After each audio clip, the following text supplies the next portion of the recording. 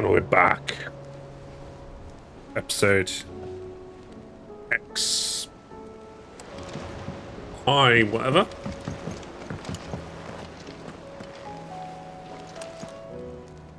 Yeah, I want to pick up some side quests around here. Clive. How may I help you today? Here you are. Very good. See if we can get some side stuff out of the way and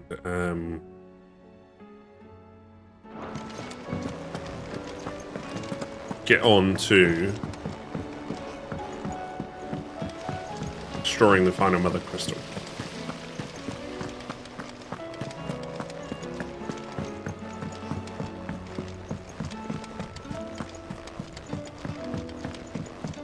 Which I think this, and then maybe one more episode, and that'll be our kind of fancy. With Canva in the hands of Akashic. Ah, Sid. Just the man I was hoping to see. Did you have a mo? Don't tell me. You need more bomb ash. Oh no, we still got plenty of that left. I'm working on bringing another one of the Chief's designs to life. This time, it's a new smelter.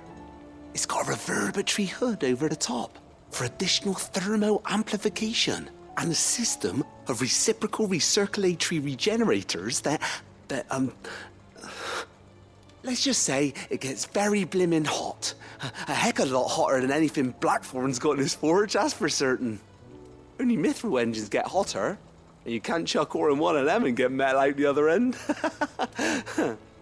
Trouble is, we won't be able to make out of any old rubbish, neither. We need the good stuff. And I hear you once helped Helena get her hands on exactly that. Any chance you could help me too? Yes. If it's for the good of the hideaway, I'd be happy to. Oh, it is. I promise you. So, what exactly is this good stuff you need me to find? We've got a couple of examples here.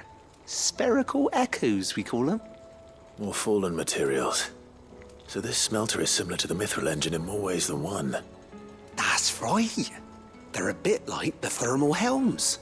Fallen ceramics deal with heat like nothing else, see? And what's more, they're directional, transferring heat from the inside to the outside. But these things, they're all outside. If we line the hood with them, they'll reflect the heat right back into the furnace. We've collected as many as we can, and I know where we can get the rest. Trouble is, they're all watched over by their bigger, uglier cousins. So you want me to visit some ruins, destroy some echoes, and bring back the spheres they're guarding? That's it in a nutshell, yeah. We're only 3 short, mind, and we know exactly where they are. There's one up Amber Way, in that ruin that they call Lost Plume, and another in the Silent South over in Dalmekia. Last one is in the ruins of Advent, which is in the Empire. All right then. Wish me luck. Quite a bit of Will trekking. do. I'll be keeping all my fingers and toes crossed.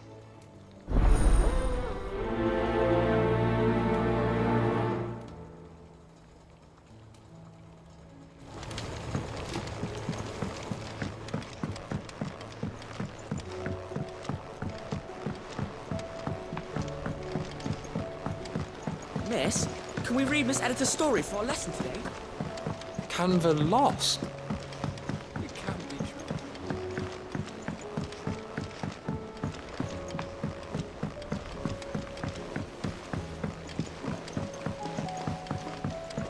Have you tried Molly's lemon tarts? I've never had. I don't know.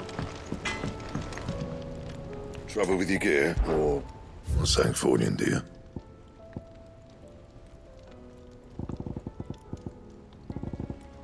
New sword. Should last you a good while. We want to make them, but we gotta go further in the quest.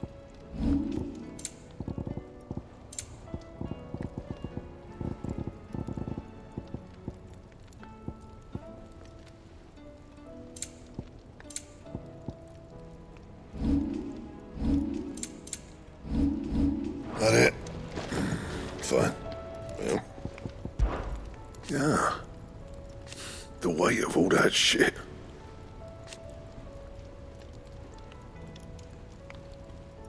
Clever girl, that one. You do what you need to do, Clive. The stew's awfully thin.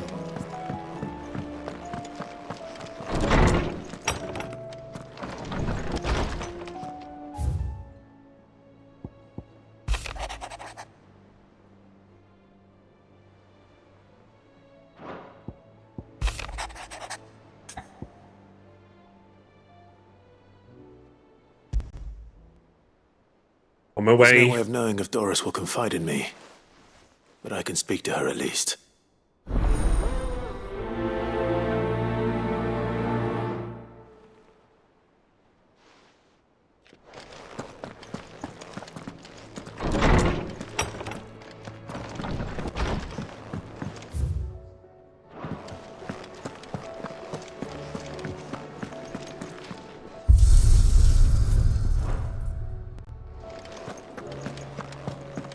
Clear that down. Anything else?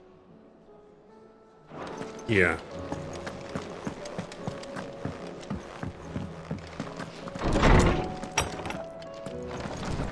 Talk to this guy. Good morrow to you, my friend. I have compiled some new entries, if you would like to see them. I have quite the find for you today. Love it. You wish to study the tomes? You are always welcome, Clive.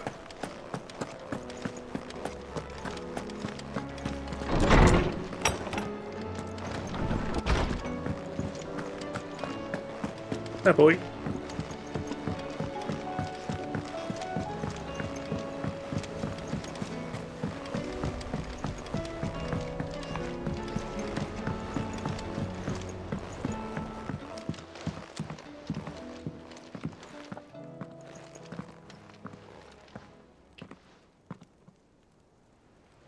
Where are you?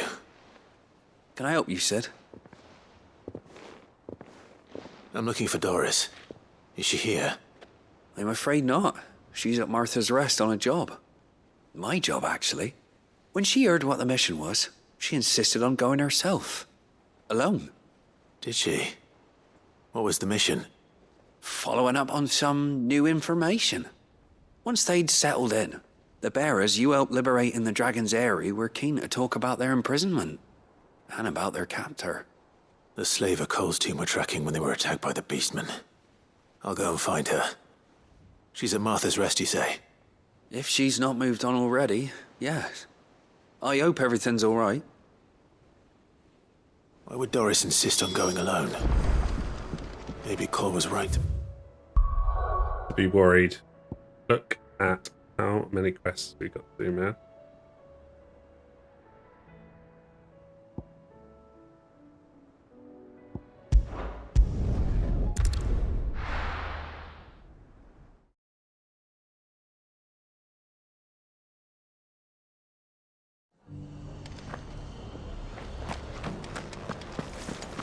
Doris should be somewhere nearby.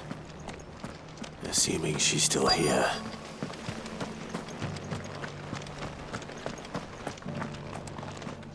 The world seems to be changing so fast lately I can hardly keep up.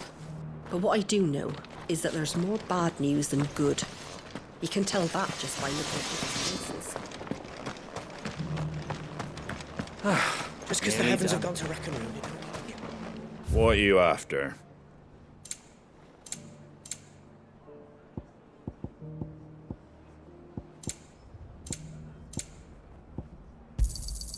Much obliged.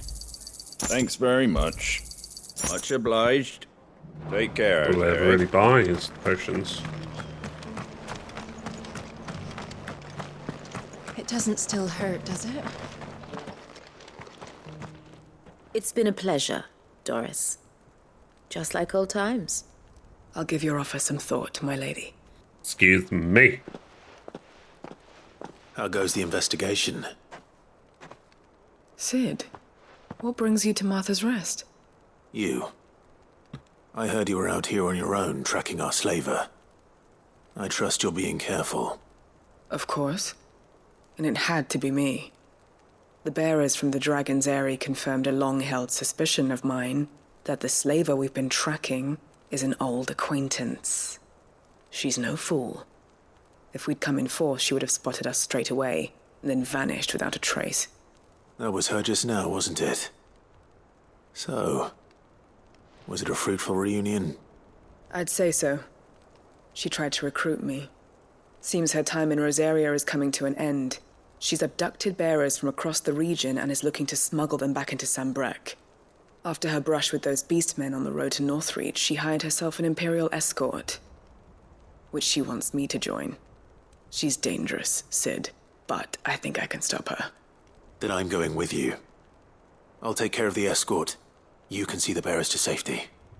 Where are they? The Baum Archers, soon to break camp. You go on ahead. I'll follow once I've sent word back to the hideaway.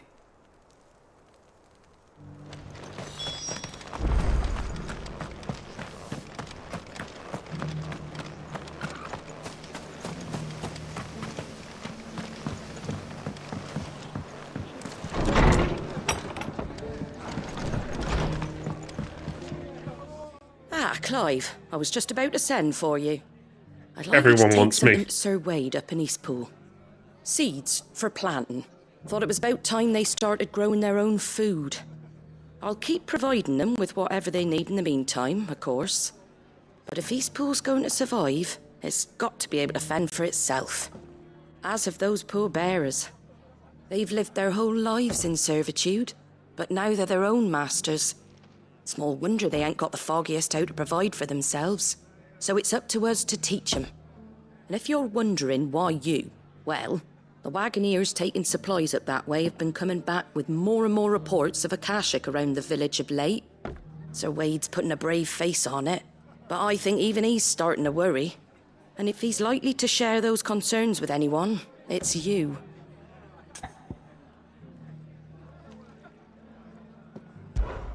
All right. Thanks. Wouldn't ask if I didn't have to. There. That should be enough to keep him in Gazal Greens for a few years at least. Gazal Greens. Not the most mouth-watering crop, I'll admit. But they're hardy, they grow fast, and they fill a hole. Better that than something that'll wither away at first frost. And chocobos love 'em too, which is no small thing. When I say all of us need to pull together to get Eastpool back on its feet, I mean all of us. They ain't exactly succulent, but cook 'em right and they're just about bearable. I'll take your word for it. Anyway, Sir Wade'll know what to do with them. And if he don't, well, I'll go up there and show him myself. I'm sure you will.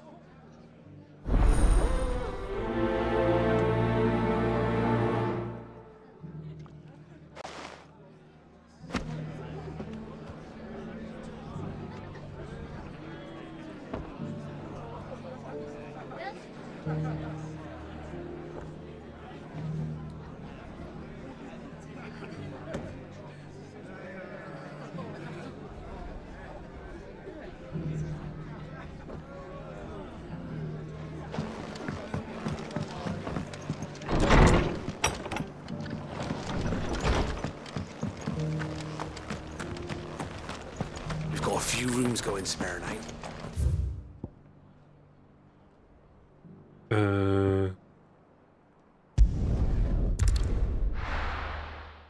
Do this one up here then.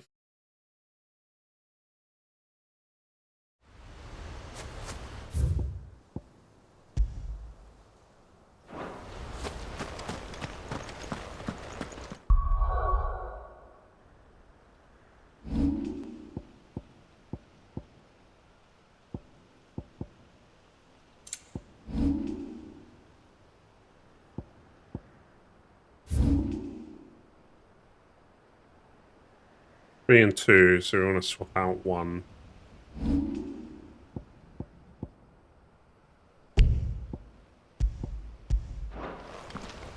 There you go, makes it show up. I heard the Guardian saying we're supposed to grow our own food.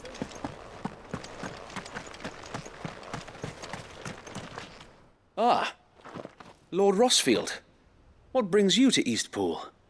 A delivery from Martha.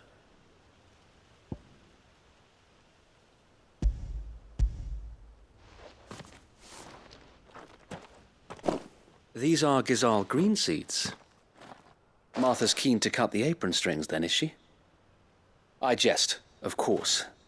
You see, I had thought we might be able to revive the old wheat fields, but they'd long since gone to seed, only without the seeds.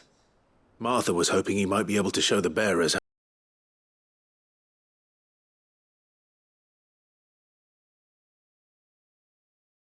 Whoops.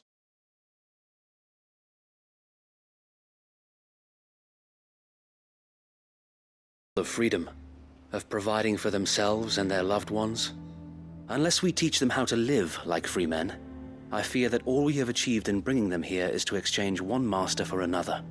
Not that myself and the Guardians have been the best example to them so far, subsisting almost entirely on Martha's charity as we do. It's about time we all started to provide for ourselves, bearers and Guardians alike. Unfortunately, we've been a little too busy of late to focus on much besides bolstering our defenses.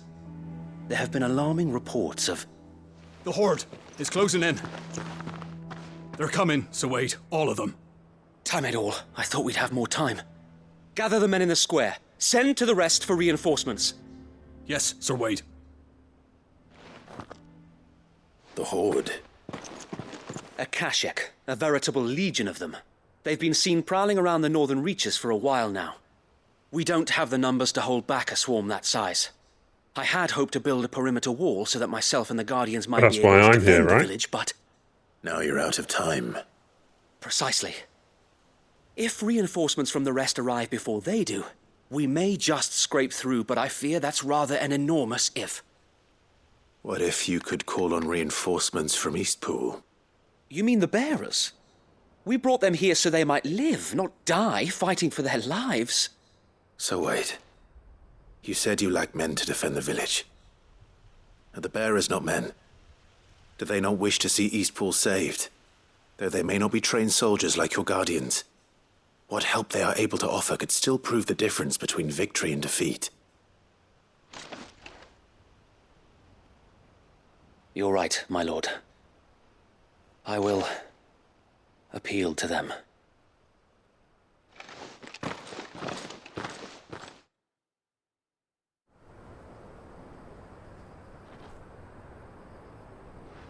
My friends, I humbly beg your aid.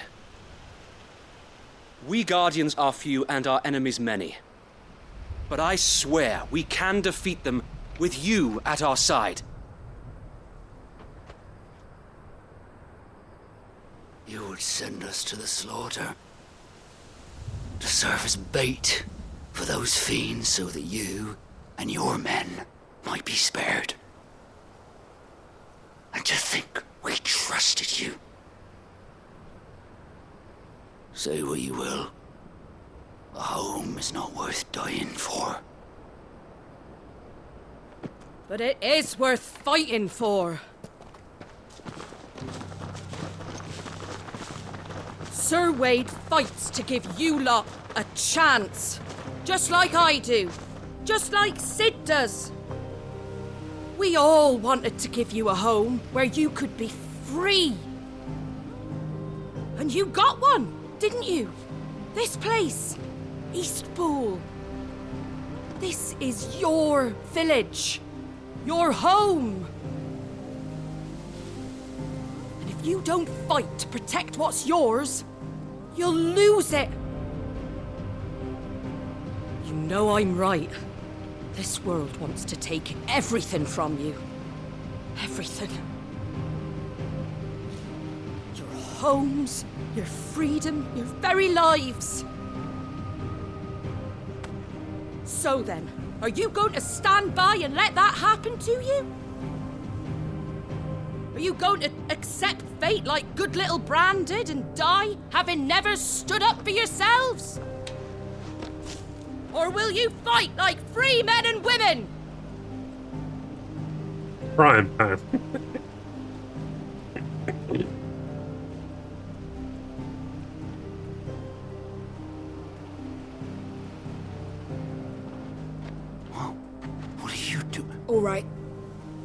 Give me a sword. Not frying pan. I never dreamt I'd have a home of my own. And now that I have, I don't want to lose it. I will protect what's mine, or die trying. We all will. Free men and women, fighting together.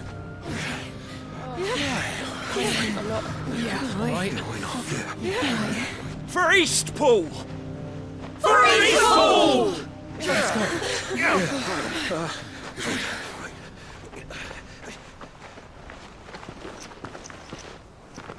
Thank you, Martha. Don't mention it. Just promise me one thing. That you'll show them how freeborn fight. Gladly.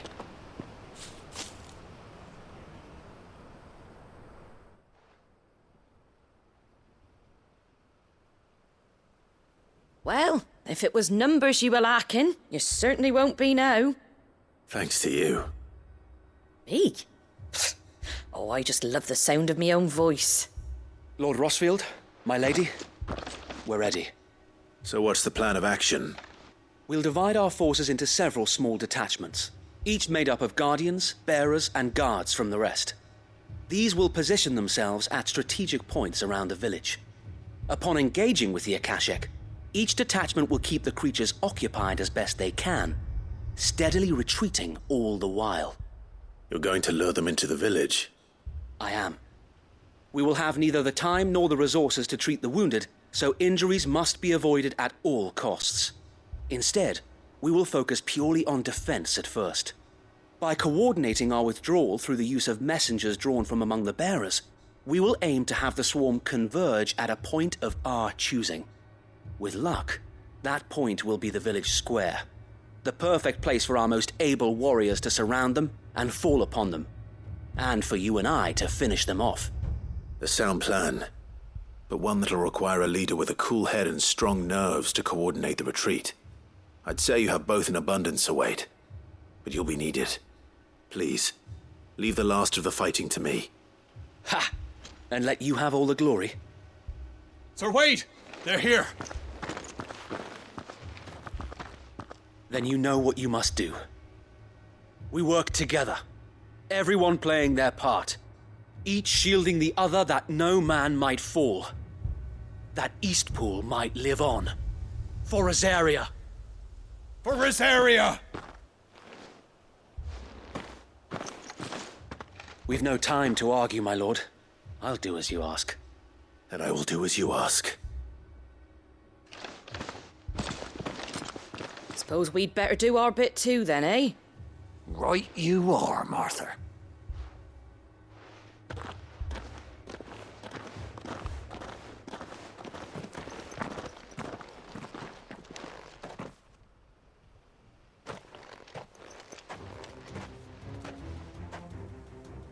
The calm before the storm.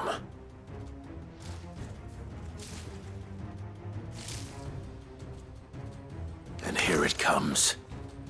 I will not let this village fall.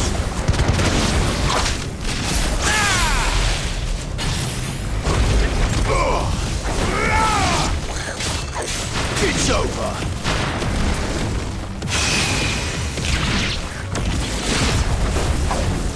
Stay down.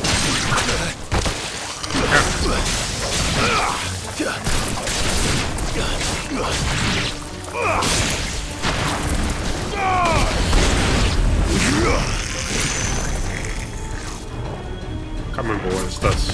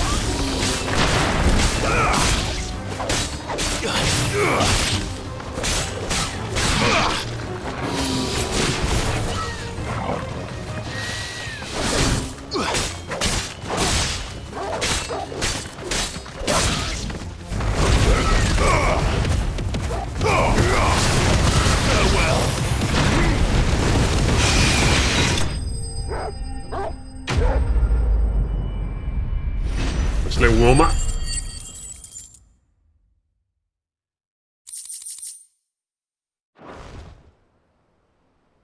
Looks like that's the last of them.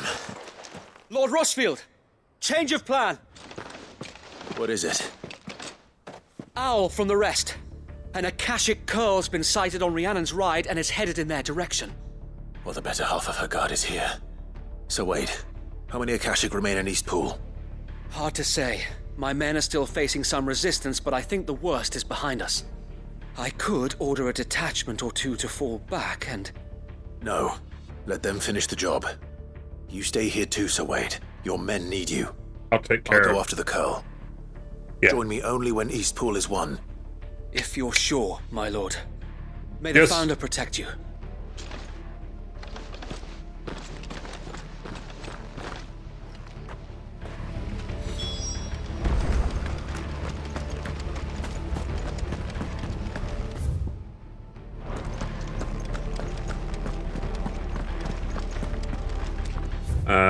Go down there, turn right, and left.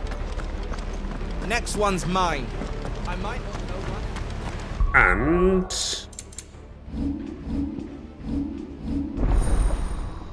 yeah, Shiva channeled.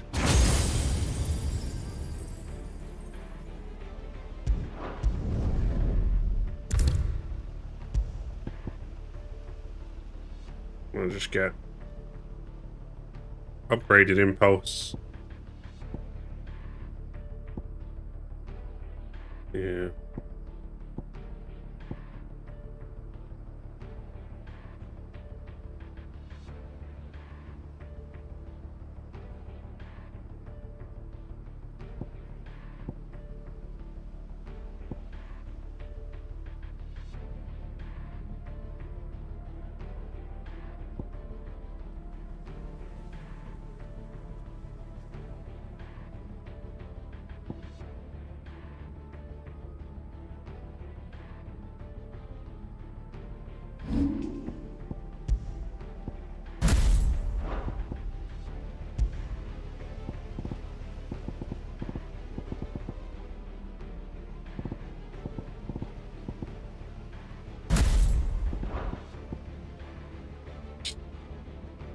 See, I realise I've got like all of the abilities in line with the icon, but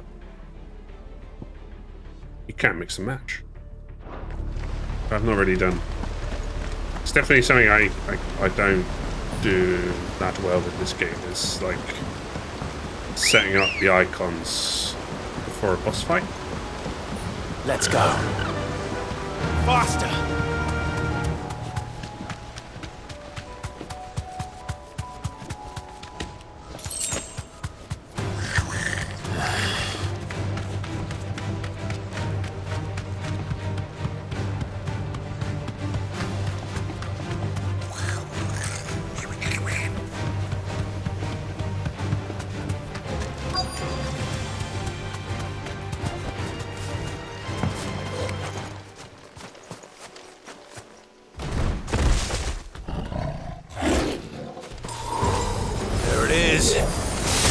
With me, Torgal. Oh yeah, R1 is dodge.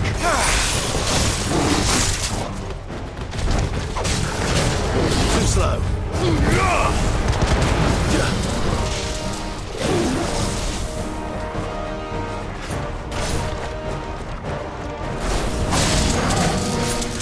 Nice try.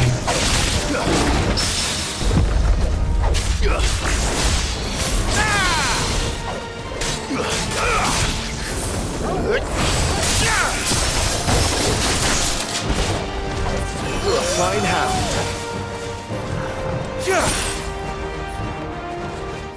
What one's Blizzard?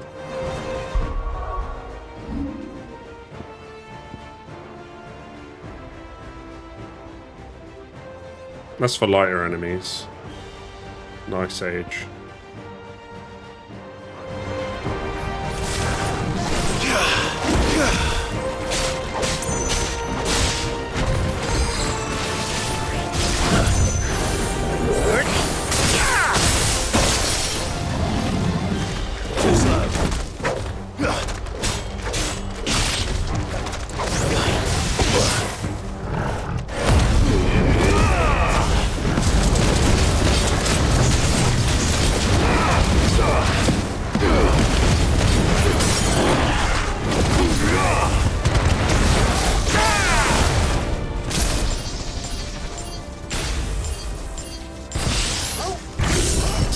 deadly combo.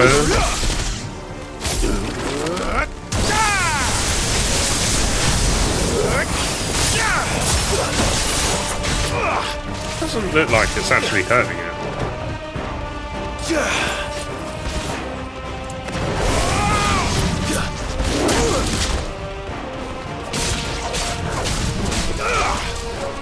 Nice try.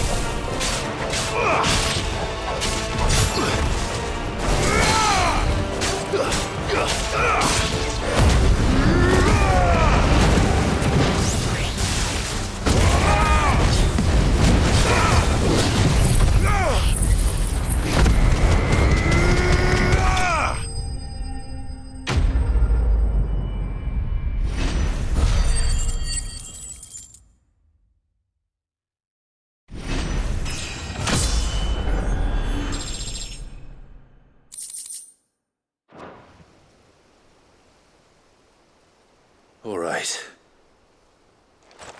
Back to Eastpool.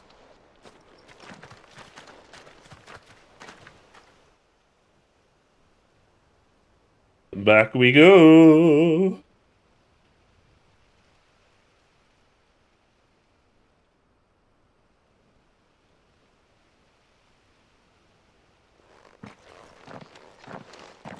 Lord Rossfield, the Curl, is it? It is. Dead. Thank the Founder for that.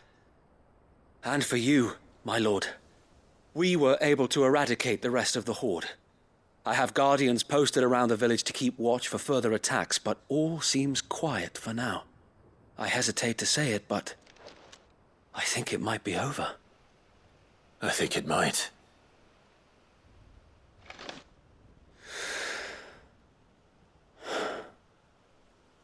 We did it. We saved Eastpool.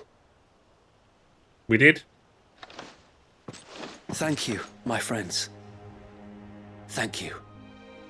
No, Sir Wade. It's us who should be thanking you. You brought us together. Showed us what it means to fight for what you hold dear. We never had nothing to call our own before. We didn't know what it meant to protect it, but now we do. We really do.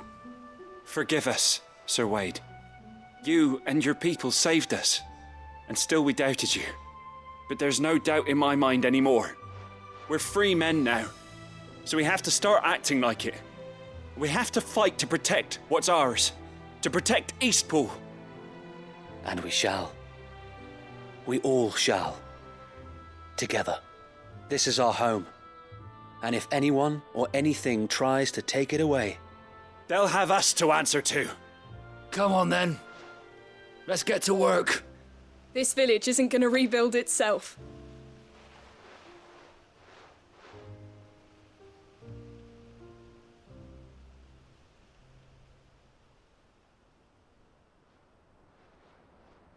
They're not slaves anymore. no. They're Rosarians. Your father took pity on the bearer's plight, and I believe if he were still with us today, this is what he would have wanted. I believe you might be right.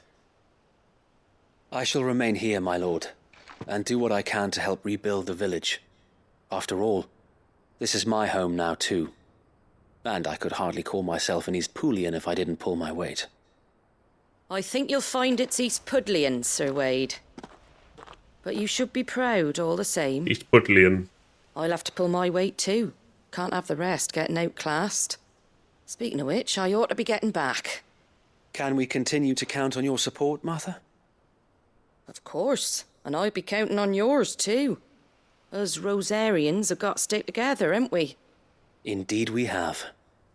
And Clive, come by the Golden Stables when you get the chance.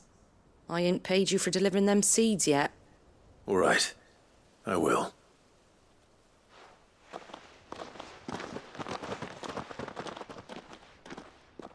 Lord Rossfield, do you remember our very first mission together? Clearing the goblins from the Stillwind marshes? How could I forget? What, 20-odd years ago? There's one sight that I shall never forget. You, facing off against that giant marble. Not a trace of fear on your face. Since that day, there have been more than a few times when I felt like giving up. When the odds seemed so stacked in the enemy's favor, I thought I may as well just lay down my sword and surrender. But every time I would think back to the look in your eyes that day and remember what it means to be a shield. Know that whatever trials Eastpool may face, I shall never lose courage. Thanks to you. You're welcome. So Wade, you have always been a true shield. I know that Eastpool, and indeed all of Rosaria, will be safe in your hands.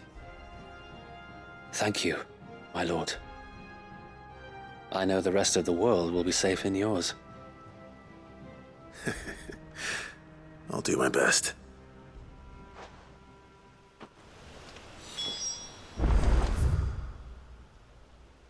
Do.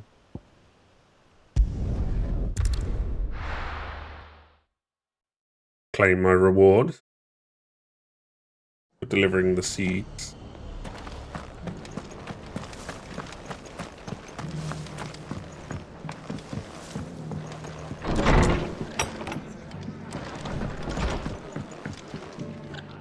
The hero returns. It's lucky you came by when you did, eh? Not only did my seeds get delivered, but you went and saved Eastpool and all. I just did what I could. And it's only right that you get rewarded for it. Take it before I change my mind. Thank you, Martha. So, Eastpool's finally back on its feet again. And a home to free bearers. Who'd have thought we'd see the day, eh? Well, it was your idea.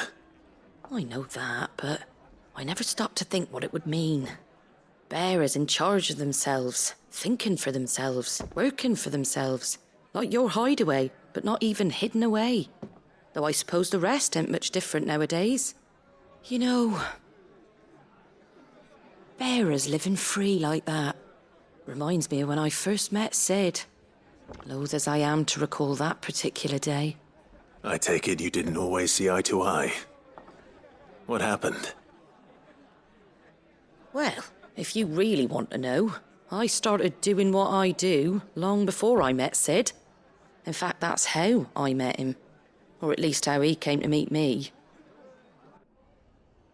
He showed up at the stables one day, asking questions about who'd been buying up bearers. Founder knows what he thought I was doing with them. Running a hunt, poking around in their innards. Something awful, anyway. Me, I thought he was a new constable. Thought the game was up. But somehow we both managed to work out what each other was about. And before I knew it, the cheeky arse was rattling on at me about how I was doing it all wrong. After all my hard work. Told me I was giving them relief, but not freedom. That my bearers were still dying as slaves. Got right under my skin, it did. Told him if he didn't like it, he could bugger off and report me to the garrison. And do you know what he did? He smiled. And then he laughed. And then I did the same. We made a pact that day. That whenever one of us was in need, the other would always be there for him. And you were? Well, we both wanted the same thing. To make life better for bearers. Just like your dad. Do you know I was born right around the time Elwyn became Archduke? Growing up, I saw how he tried to change things. He certainly didn't lack for ambition, that one. Indeed. But the loftier one's ambitions, the harder they are to achieve. Which is why those of us who follow in their footsteps need to finish what people like Sid and my father started. Suppose you're right, aye. And if we don't manage it, there's always them who come after us. Good thing we've got a few half-decent sorts waiting in the wings, eh? Yes. It's almost enough to give you a little bit of hope. Okay, indeed. A lot too. Just a little. Anyway, enough nattering. Better get back to work. Let's see about making everyone some dinner, shall we? The least the folks who saved Eastpool deserve is a hot meal. And you and me ain't gonna save the world on an empty stomach neither. That sounds like a wonderful idea. Neither.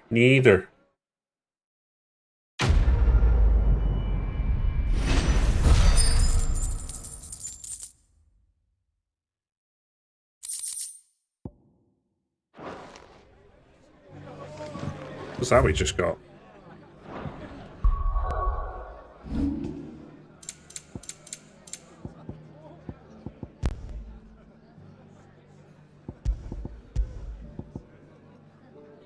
Oh.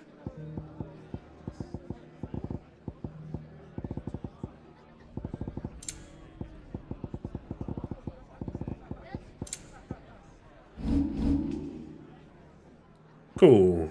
Where should we go to next?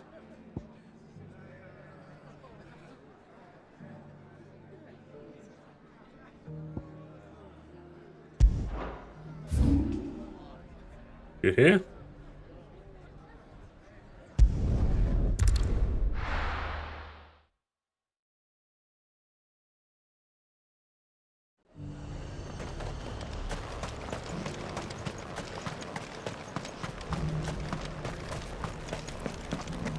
There were ghosts at the gates not days ago.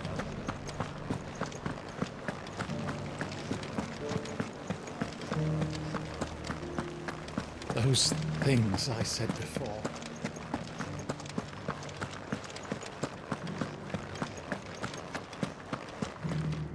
Isabel? Oh, Clive. What am I to do? My wards and I may soon be without a home. What's happened? The High Cardinal has descended from his lofty throne and taken up residence here in Northreach. The High Cardinal? Leader of the Council of Elders, second only to his Radiance at the head of the Imperial government. Not that any of those things still exist. Now he goes by his noble title, the Duke of Oriflamme. And what does he want with Northreach? He wants to transform it into a military stronghold, a foundation upon which to build a new Sambrec. He's already secured the support of the various army remnants, with promises that they shall be afforded the respect they deserve in his empire. One built on the confiscated property of the people. He would rob the populace to pay for it. Believe me, I have used every means of persuasion to discourage him from this folly. But for whatever reason, he will not listen to me. What does Captain Philippe make of this? When the town was under attack, it was him the soldiers rallied around. Couldn't he use that influence again? How? By speaking out against one of the most powerful men in Sambrec. A man whose stated aim is to revive the empire Philippe's comrades swore to serve, and to improve the soldiers' lot within it. The captain can offer them a regular supply of gruel, and an occasional trip to the Vale to help them forget the terrors they face each day. The Duke offers them a vision of strength and safety. No. Any attempt to incite mutiny would cost Philippe the support of his men, if it did not cost him his life. But given the mood around town, mutiny may yet be unavoidable. The people have little appetite for further deprivation, least of all when it serves only to elevate others. And who could blame them? Clive, would you appeal to the Duke on my behalf? For your services to Northreach, you have the respect of the soldiers, and they will take you to His Eminence if you ask them. And unlike Philippe, no bonds of loyalty prevent you from speaking your mind to the man. Well, will you try? You could hardly fare any worse than I did. I'll give it a go. I'll see what I can do. Thank you, Clive. Tell me then, where will I find this Duke of Oriflamme? In the garrison? Overseeing the troops, yes. All right. Wish me luck.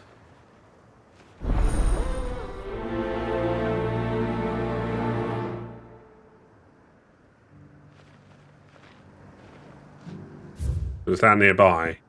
Yeah, it is. So under new management, so if we replace 2 or 3 with that, basically.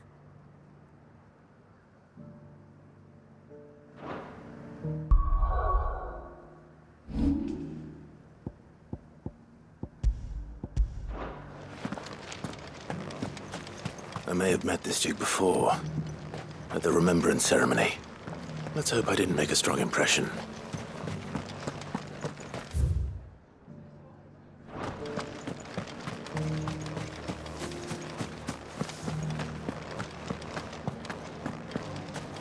Knowing you, Clive, you probably did. Halt! Oh, sorry about that. You're the dame's man, aren't you? You got some business with the captain? No, actually. With the Duke. I was hoping I might be able to speak with him. We're under orders not to let any civilians pass. But you should be all right. His Eminence has heard all about you and your heroics. Wait here. I'll go and ask.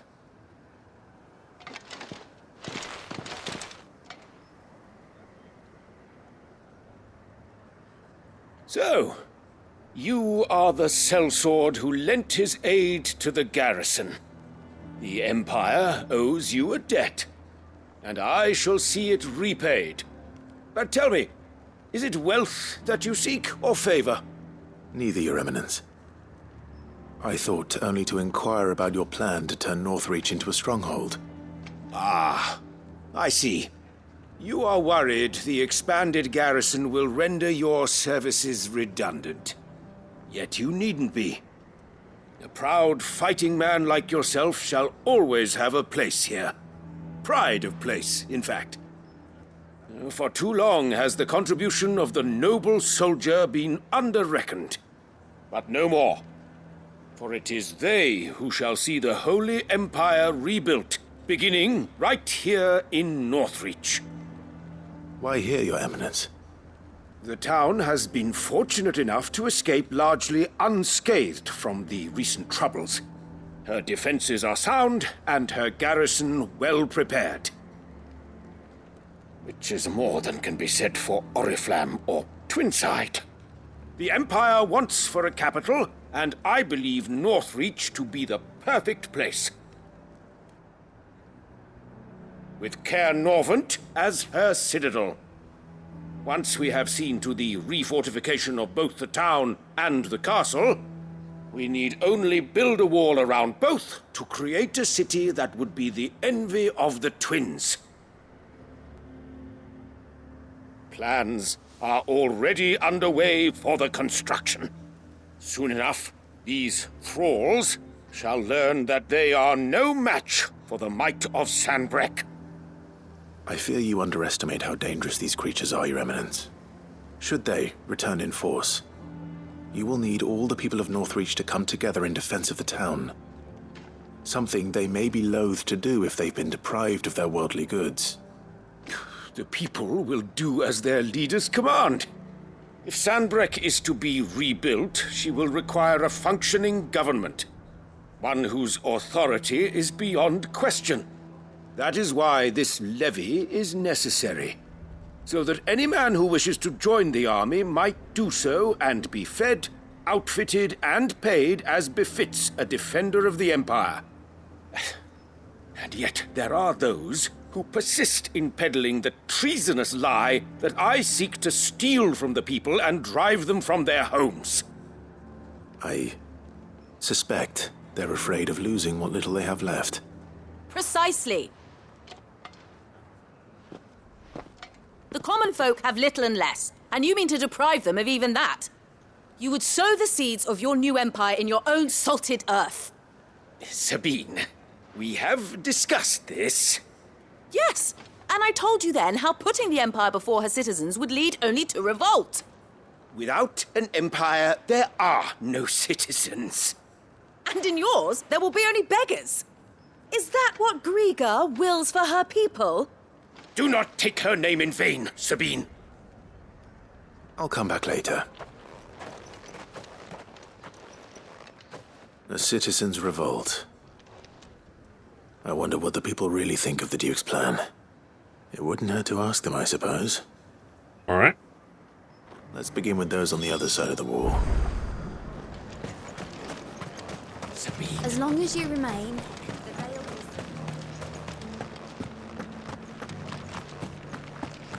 What game is it I've been playing a lot of that requires right trigger to run? Assassin's Creed. You needn't fret. So I keep pressing it.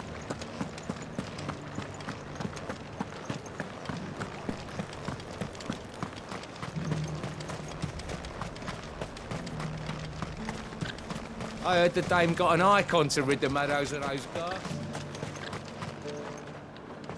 A question, if you don't mind. What do you think of the Duke of Oriflamme? Don't get me started. You build a life for yourself somewhere, earning for some noble to turn up and tell you got to hand it all over to him. If he thinks his name and his chains give him the right to empty our purses, he's in for a rude awakening. We'll do whatever it takes to keep what's ours. Whatever it takes.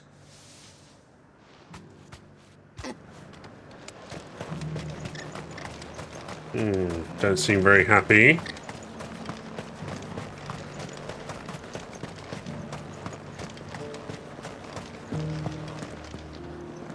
All right there. What is it you're after, sir? Just your opinion, actually. I wondered what you thought of the Duke of Oriflamme. Oh, him. Not much. None of us traders do. It's thanks to nobles like him that we had to set up shop this side of the wall in the first place. Couldn't have the rabble getting any closer to the holy capital, could they? And now he's trying to drive us out completely, threatening to take everything we got from us if we don't clear off. If the dame said she wanted him run out of town, I'd be straight through that checkpoint, tar bucket in hand.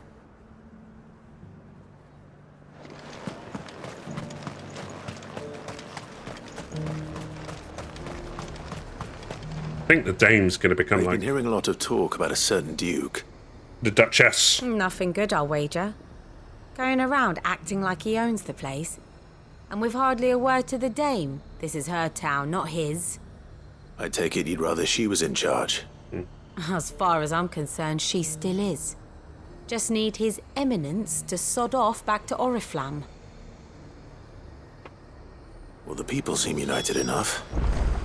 What about the soldiers? Soldiers be behind the dame because you know, they like going to a place of business.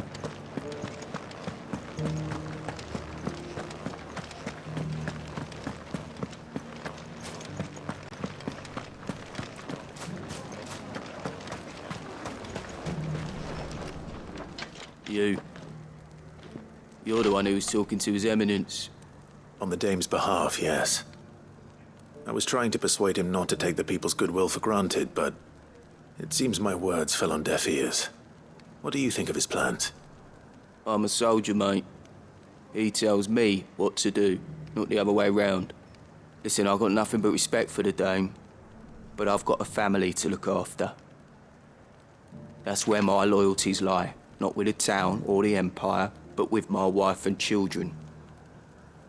If the Duke can get us the men and the equipment we need to fight off those blue-skinned bastards, I don't care how he does it. I left everything. As long as you remain, the veil is... Sabine, you are embarrassing me. I hear the Duke of Oriflamme plans to turn this town into some sort of fortress. Do you think that's a good idea?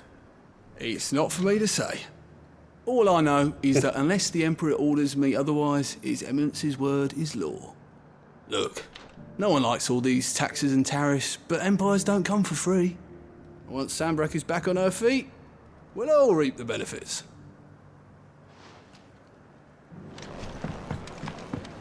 No, I'm not sure.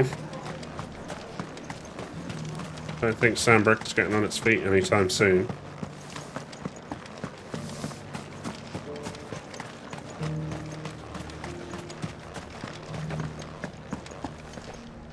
Excuse me, do you have a moment? I wondered if you'd mind sharing your thoughts on the Duke of Oriflamme.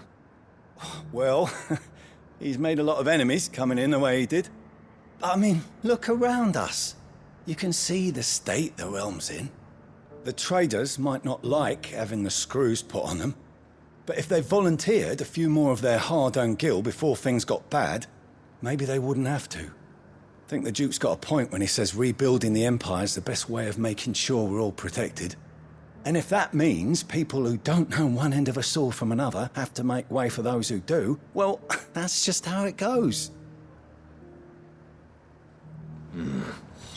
Let's see what Philippe makes of all this.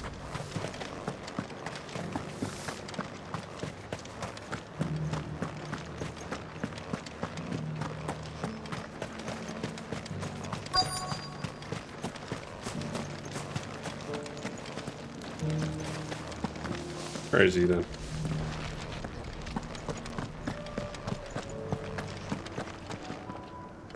Captain, do you have a moment? For you? Certainly. Clive, wasn't it? Thank you for last time. How can I help you? I wanted to ask you about the Duke of Oriflamme. Do you intend to go along with his plan? But to tell you the truth, I'm in two minds. It's my sworn duty as a captain of the Imperial Army to obey his orders. But I can't say I agree with him. Philippe, I remember you saying that you became a soldier to protect the people you loved. The Dame included. That's right, I did. Well, she doesn't agree with the Duke's orders either. She thinks they could tear Northreach apart.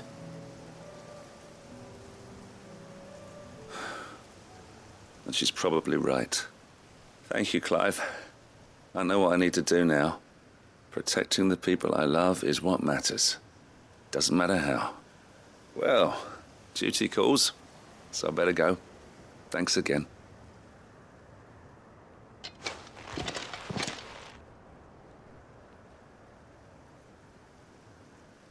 It seems Philippe wants to do the right thing at least. I expect Isabel will be pleased to hear that, if nothing else.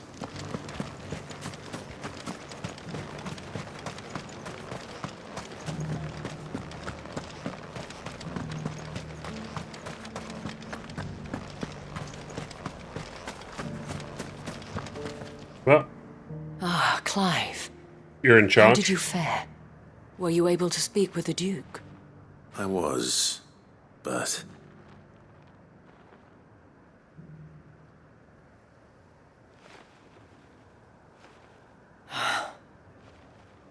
So Northreach is to be a fortress after all. Well, it will certainly help to hold back the thralls. There's no denying that. Though I doubt it will come as much consolation to the townspeople whose worldly goods are confiscated to pay for it. They deserve to be heard, Clive. To have a say in this new empire the Duke means to build. Sadly, His Eminence values their obedience more than their opinions, and hopes to reassert the authority of the state. I fear he sees the people as mere pawns on his chessboard to be sacrificed for the greater good. Needless to say, they themselves are of a different opinion, and would rather their destinies were in your hands. The soldiers, meanwhile, are content to follow their orders.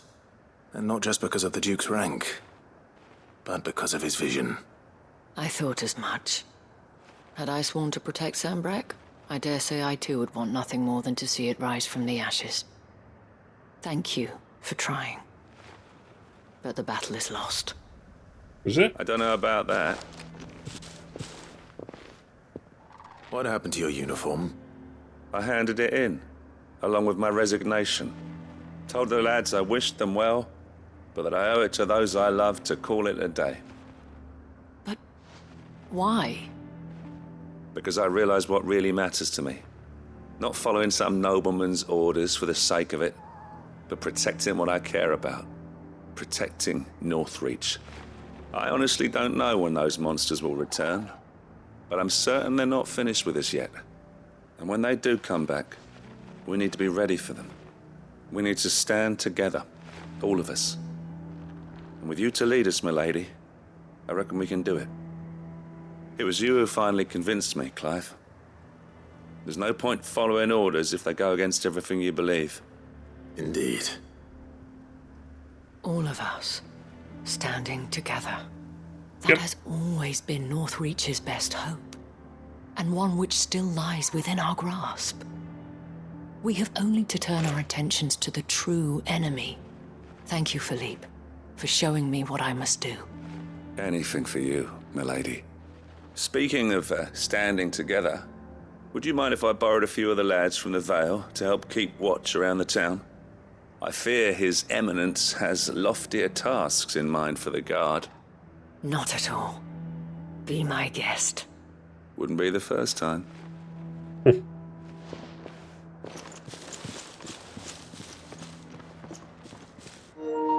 There may be hope for Northreach yet. Especially with men like you and Philippe to champion our cause. I, for my part, shall continue to work upon the Duke, in the stubborn belief that I might still tempt him into joining hands. But I suspect I shall have to call upon your aid again. Until then, Clive. Until then? Oh, look at that thinning hair.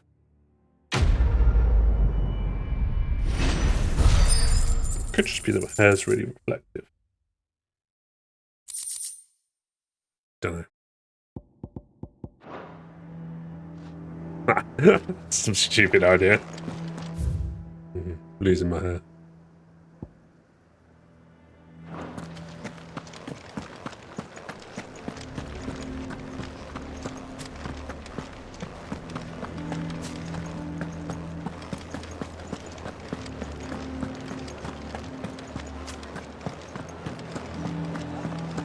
There were ghosts at the gates not days ago.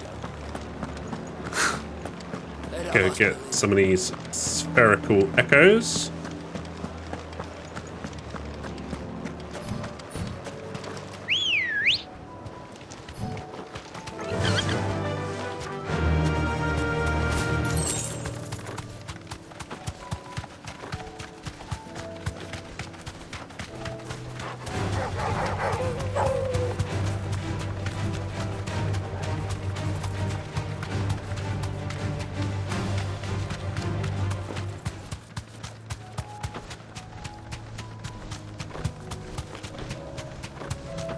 I think it's the path we want. Maybe not.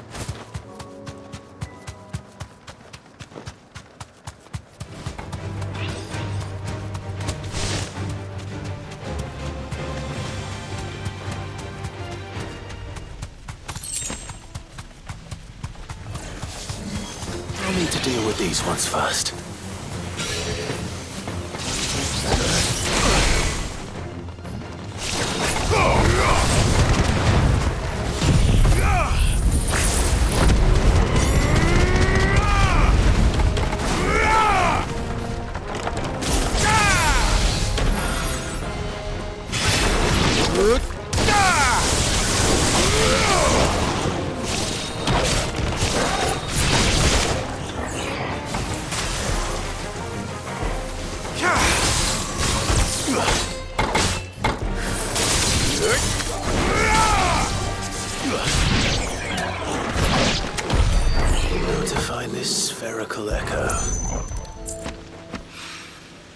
This is it.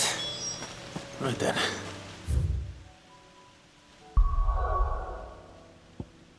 On to the next.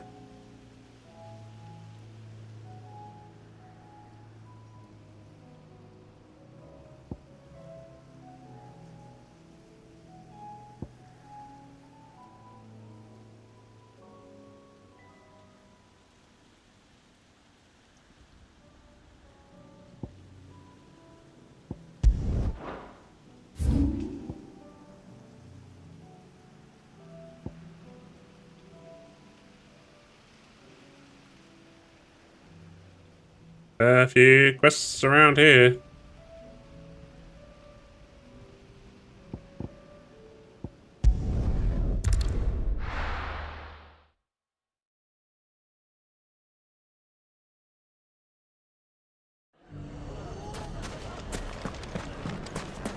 Take that, you naughty thing!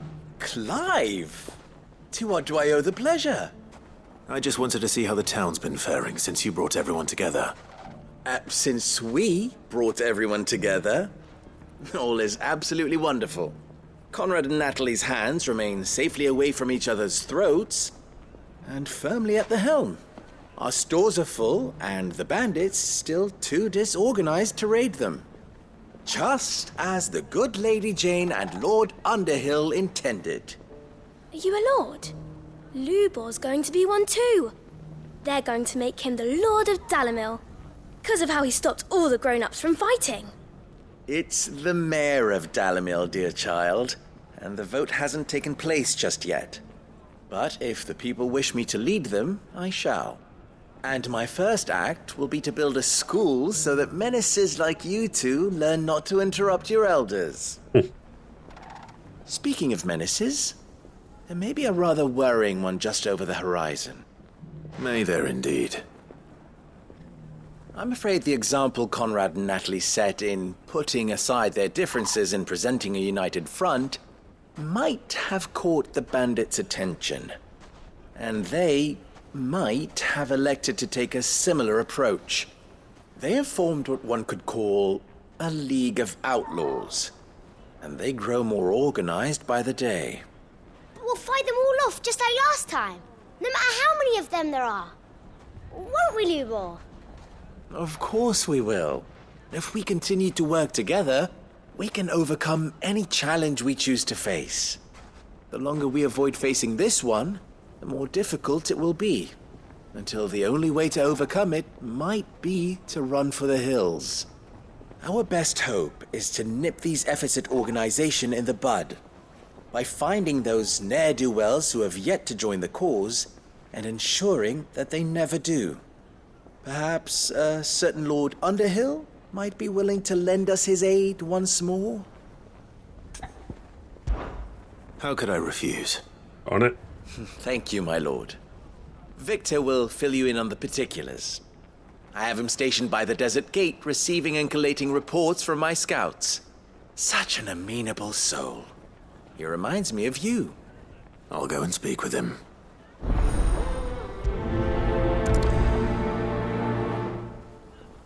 What's the difference between a lord and a man? A League of Outlaws. Sounds like we have some competition. Push the bit. Still in Dalimil, Victor? Ah, Sid. I thought you'd have returned to Cosnes by now. I did. Then I came back. I've developed something of a fondness for the place. And having worked so hard to see it saved from one fate, it would seem remiss to abandon it to another. A sentiment Master Lubor certainly isn't shy about exploiting. Hence my doing his bidding yet again. You're not the only one. What does he want you to do? He asked for my aid in putting down the bandits. And he said that you might be able to help me find them. Then you've come at just the right time. I was on my way to speak with Conrad about how to organize our forces. There are more camps in the vicinity than we can safely strike at once. But we must strike together, and we must strike soon at as many camps as we can. We can't give this league of theirs time to rally its forces. All right. Which camp shall I take? There's one upriver. Just out there, across the dunes. Leave it with me.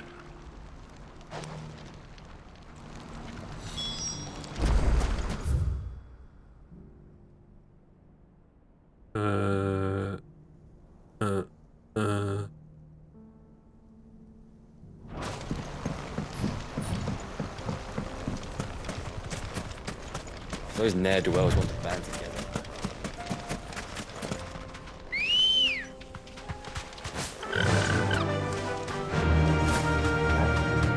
Starry Apple is live on Twitch. Check them out.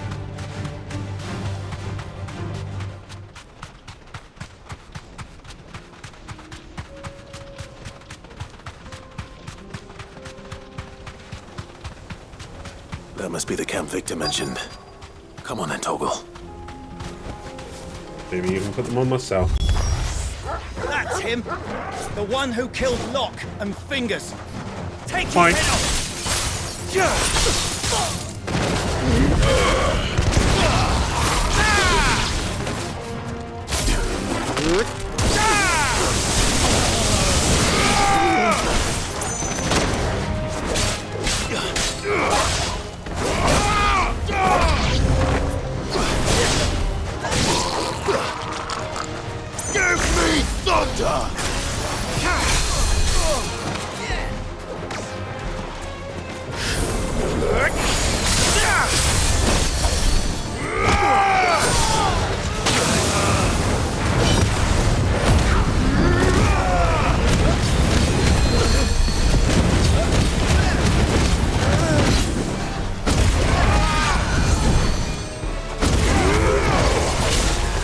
did that.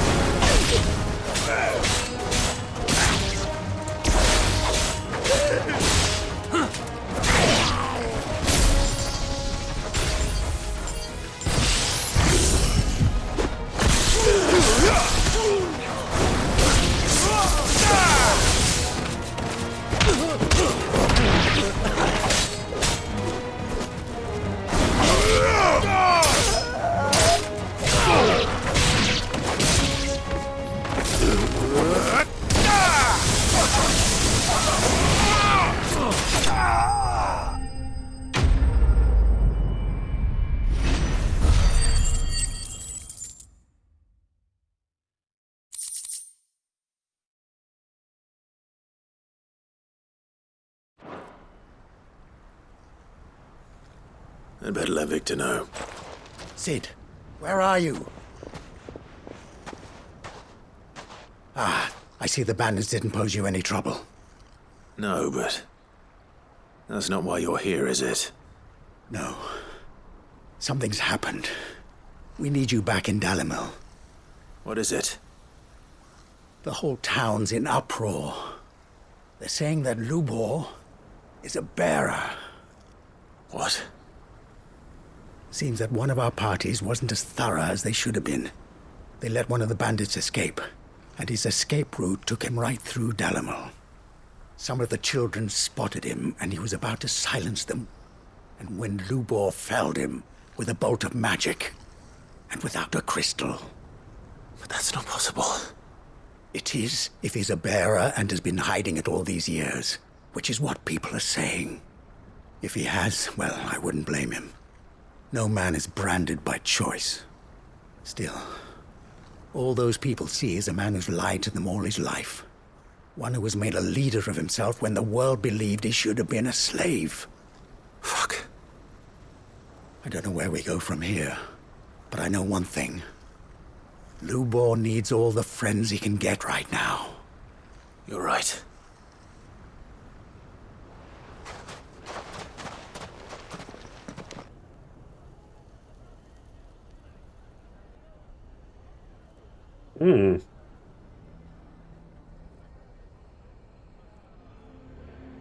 He's magic.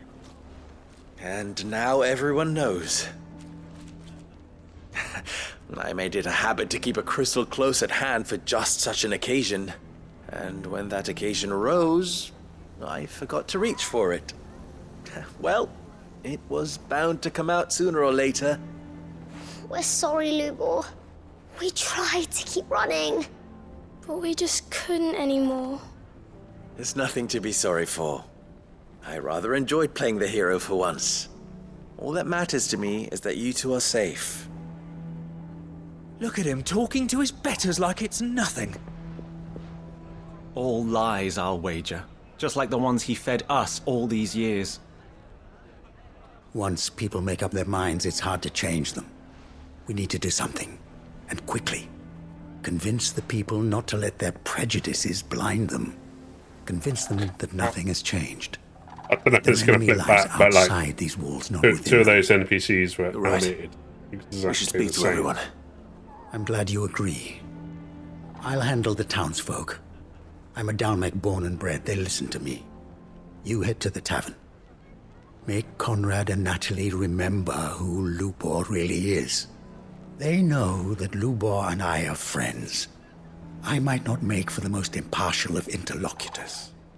Lord Underhill of Randalar's League of Merchants, however, is a trusted and impartial mediator of note. I'll do what I can.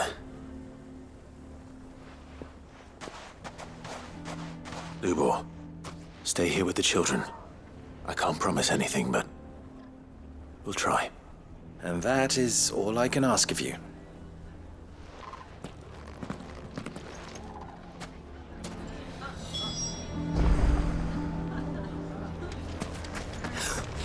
Why are you taking the bearer's side, Victor? Are you one too? You know I'm not. Just listen. Oh no, they are slightly different. They've got different beards. Their hairstyles are a little bit different. That's it.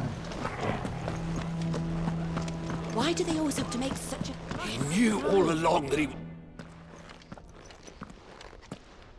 Forgive me for disturbing you, but could I have a moment of your time? I've seen your face before. As have I. Lord Underhill, wasn't it? Of the League of Merchants. Maybe. That's right. I wanted to speak to you about Lubor. The rumors that he's a bearer. All true, I'm afraid. He'll never be mayor now. Not if I have anything to do with it. But what of his wares? Bearer or no, his steel is highly valued throughout the Republic. In this at least he's done the town a service. Might that not earn him a little leniency? Leniency? He pretended to be one of us when he was laughing behind our backs all the while. I'm sorry, my lord, but he lied to us. He lied to you. He cannot be trusted. So what do you propose? Will you drive him from his home? Close his forge? Perhaps. That is a question for the people of Dalimil.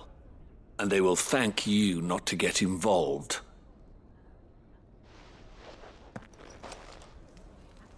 The townsfolk have made their minds up. There was nothing I could do. Nor I. Conrad and Natalie refused to consider anything but their own wounded pride. You never know. Once their anger is cooled, they might see things differently. For now, we should report back to Lubor. All right.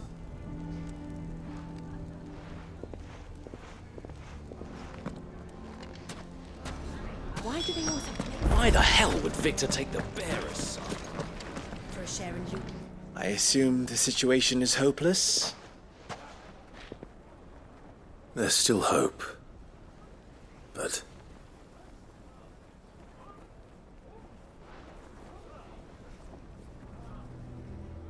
But perhaps not in this lifetime, I think it's fair to say. Why is everyone struggling? You The mustn't Dame's think losing like her that, town. Lubor. He wants to be Give them mayor but time. can't. They'll come around. We'll talk some sense into them in the end, you'll see. No, you won't. And your efforts would be better spent elsewhere. But Lubor... Rosina would often tell me that steel does not lie, that a blade is a reflection of the smith who forged it. To yourself be true, that was her point. Rather an ironic one when you consider that her life was taken with a blade of her own making. But I do not doubt that she was always true to herself and what she believed in, right to the end. And so must I be. I must do what I know to be right, no matter what others might think of me. And now, I know what that is. I must embrace my new role of villain so that the people of Dalimil have something to unite against. For only united can they hope to stand against the threat that awaits them. I'll need to make a suitably dramatic exit, of course. Don't go, Lubor. You're the only one who was ever kind to us. We'll be all alone. Again. Trust me, little ones, it is for the best that I go. Not only for the town, but for you, too. How could it possibly be for the best? These children need you. The least you can do is give the townspeople a chance to change their minds. They would not take it, Victor. It's over. Over, you say? And so just like that, you're going to throw this town and these children to the wolves? I thought you were better than this. But it seems you had me fooled as well. Victor. Forget it. Do what you will. You sure you're making the right choice, Lubor? Of those available to me, I believe it's the best one. Yes. Ah, but where are my manners? Here, your reward for clearing out that bandit camp. Right then, I have packing to do. If there's anything I can do. Anything. I'll bear it in mind. Thank you. Boom.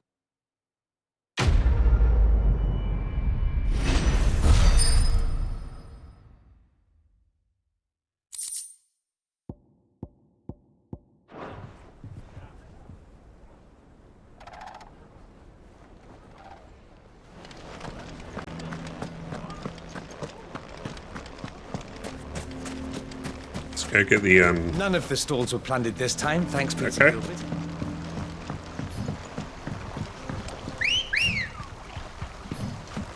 Good girl. Fly, Ambrosia. Every time you say that, I want custard. Time to fight.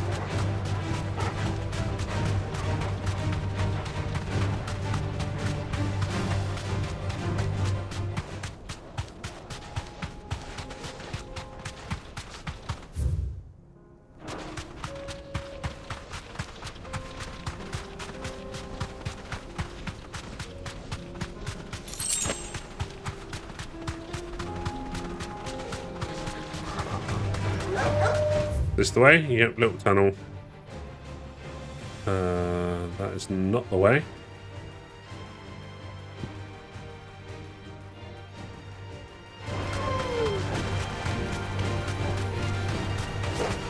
Might be, might not. We'll see.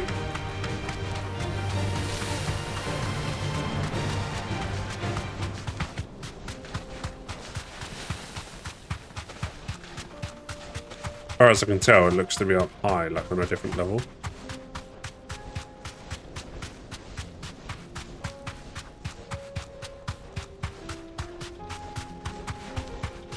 Up there. Yeah. So how do you get up there?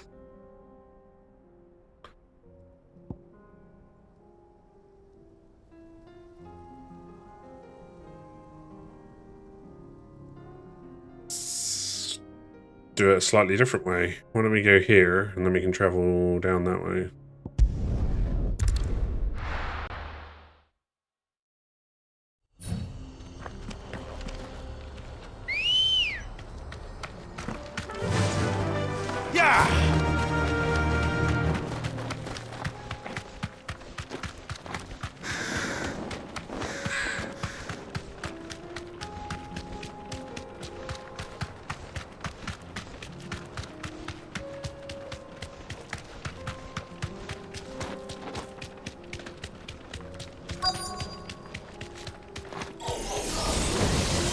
Thanks, girl.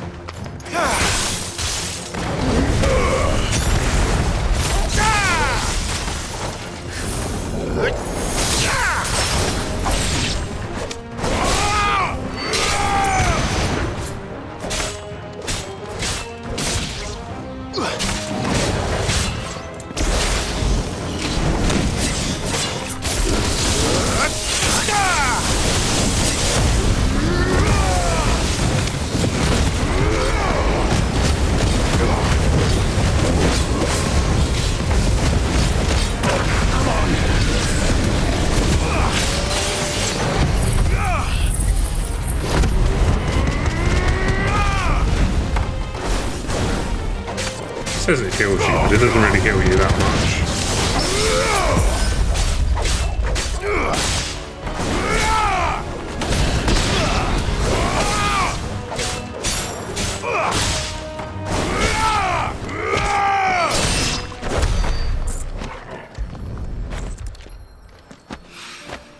Two down. Once again.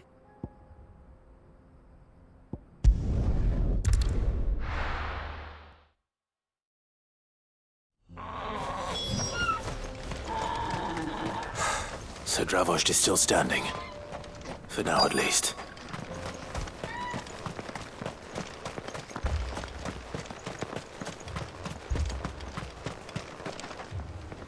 Clive! You're here! Yep. And the Akashic? Mostly off to the north still. But I spoke to Doris's scouts and it turns out things are worse than I thought. There's swarms of them out there. Told old Snotty to be ready to seal the north gate. That should buy us some time if we need it. Enough for the villagers to barricade themselves inside their homes, at least. Well done. Welcome back, Sid. I'd never have guessed, you know. Not if August hadn't let slip. Who'd have thought that the savior of Dravost would turn out to be the realm's most infamous outlaw? Keen to help us out again? Yep. I am. Thought you could sneak off without me, did ya? Blackthorn. Oh, what are you doing here? One of the scouts couldn't keep his voice down. Unlike my best mate who didn't think I deserved to know. Zoldan, how long's it been? Long enough for us two to turn into a pair of old codgers, I see. That your idea of an apology? Prick. Don't listen to him. You only did what you thought was best. For the village and that. I did, yeah. But that ain't the whole of it. Vulcan, our master, didn't leave the chiefdom to the two of us. He left it to me. The best blacksmith in Dravost, barring himself, of course. Bloody stupid tradition, in my opinion. If someone's got talent, you should let them practice their craft, not ask them to settle petty feuds and barter for grain. Our master wasted half his life that way. I wasn't about to let that happen to me. So you wasted half of mine instead. You're what Dravost needed. Under me and my precious ideals, this place wouldn't have lasted a year.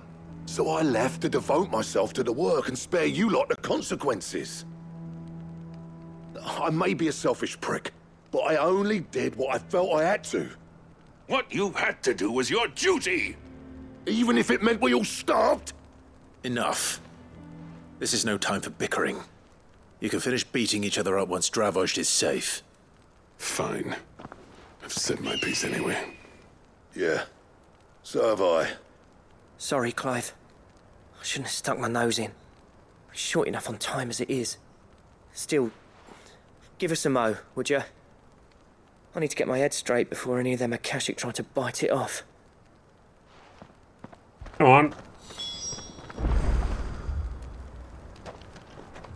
You, ready for the off, then? Yep. We can't afford to waste any more time. Right you are.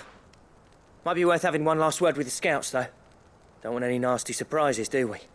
Oh, and Blackthorn, you and Zoltan might be better off staying inside the... Akashic on the move. How close are they? Within sight of the walls, and there are more coming up from the mines.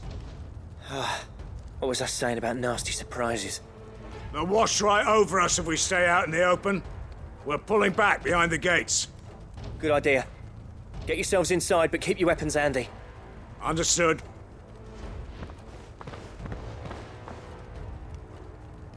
I'm prepared to fight if I have to. Well, let's hope you don't. That's our job. Once the scouts are inside, order your men to barricade the gates. No heroic last stands, you hear me? No fighting at all if you can help it. August's right. I've seen what Akashic beasts can do to armor. The people here are tough and willing, but they ain't equipped to face what's coming. I'm going out there. Start work on the gate as soon as I've left. I'll give you as much time as I can. And if they kill you? So be it. Evacuate. But it won't come to that. I promise. It won't happen. You'd better be right. Take good care of Dravost till I get back. Leave it to me. And give those things what for, yeah?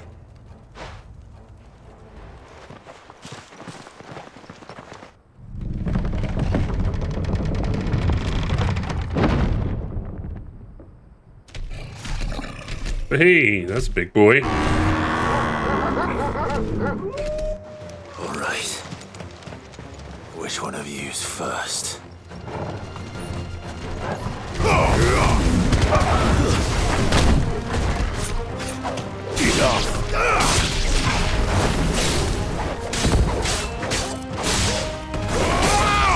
Stay down.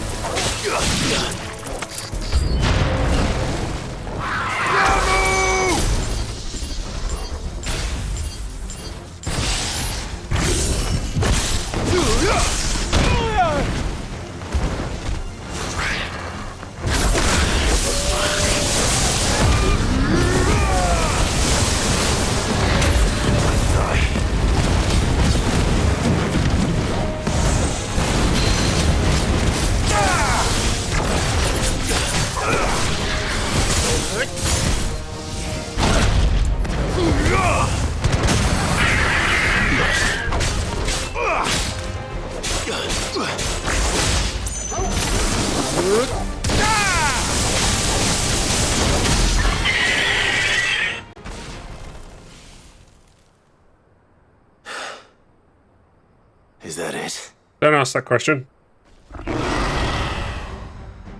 Apparently not.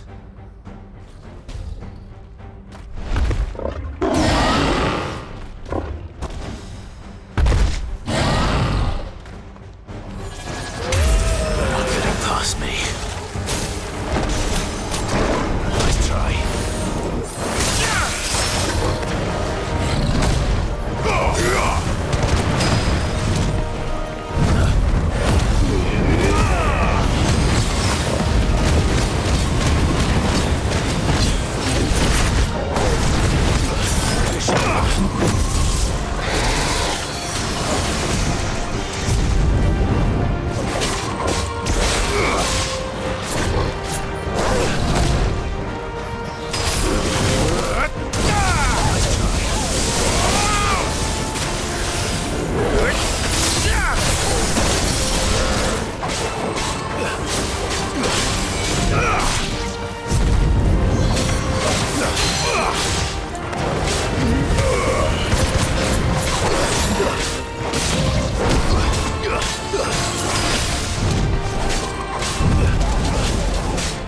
We got this.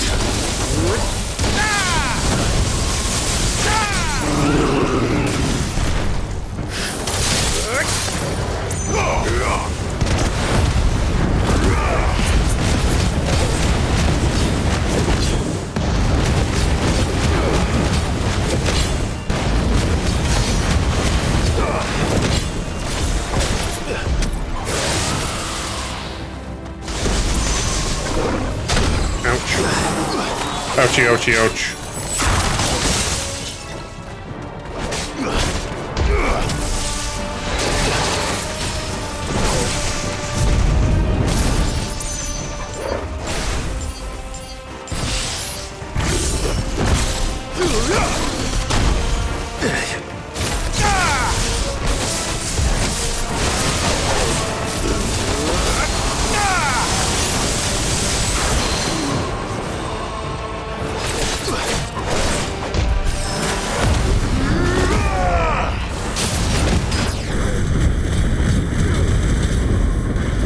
Weird sound thing again.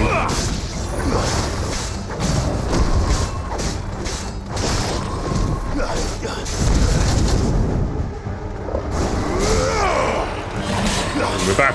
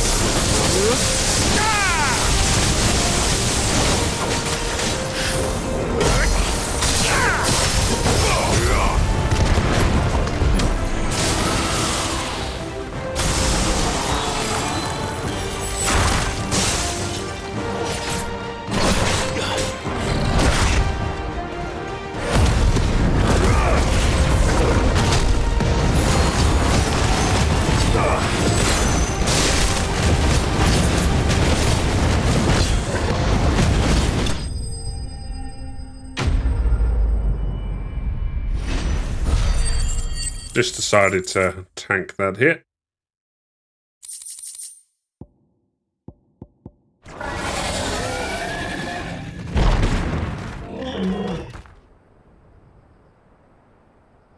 Now, the question is, did I miss any? No. Man alive! You're still in one piece! I slew as many as I could. As many as I could, he says. The old bleeding lot, more like it.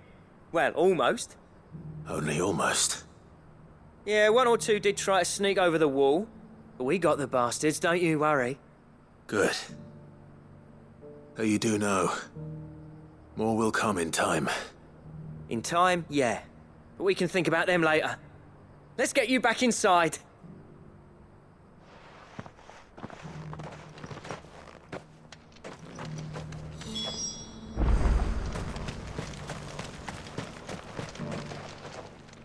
Sid!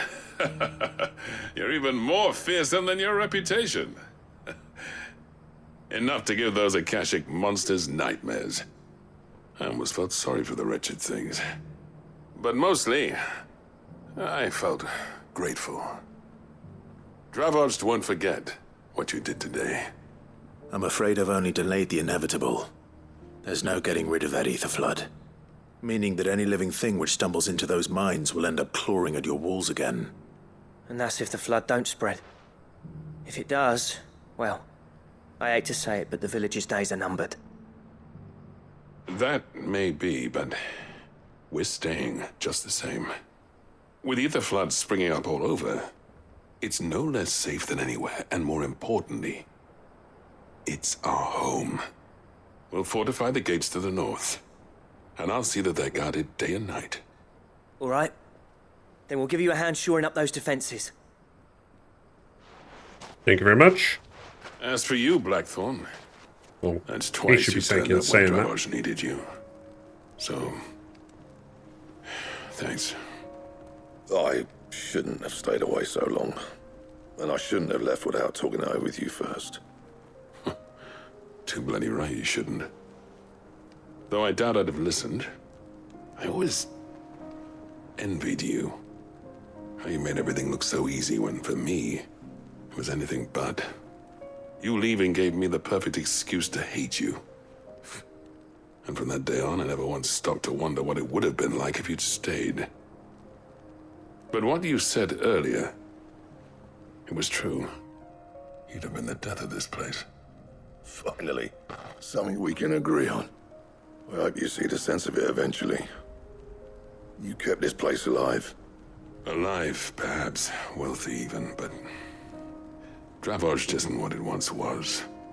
Our work used to be the pride of Dalmekia.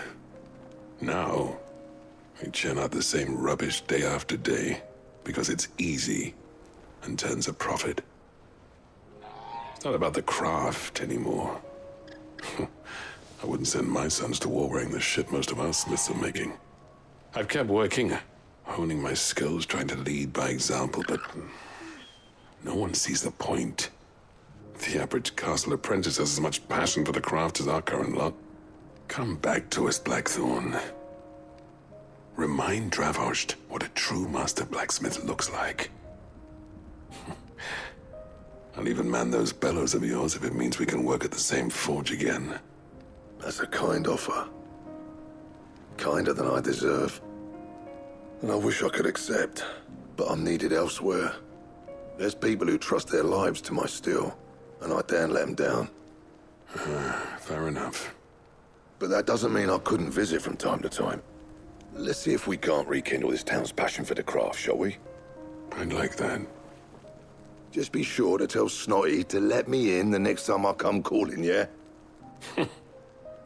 Knowing him, he'd let you in anyway. Blackthorn.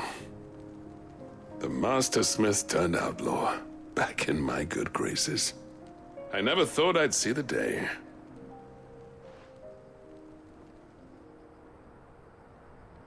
I'd say that went pretty well, wouldn't you? Even better than I'd hoped. Sid, I've got something for you.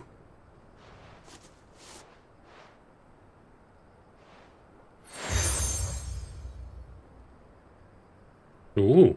And this is? A token of our lasting gratitude. But I'm of a mind to make you a far grander gift.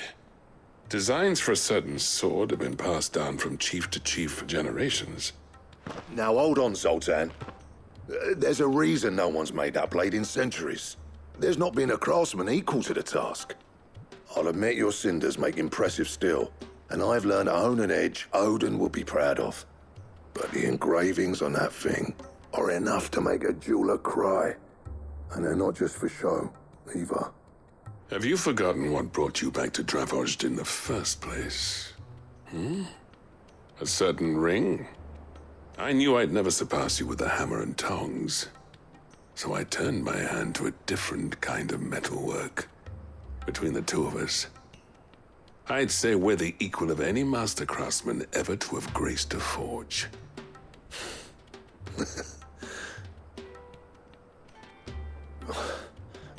You know what? Well, I want think you might be swords, right. so... Clive, you wouldn't mind if Zoltan came back to the hideaway, would you? He's more than welcome. As long as he can keep our secret. Right. Zoltan, get your tools. We've got a legend to forge.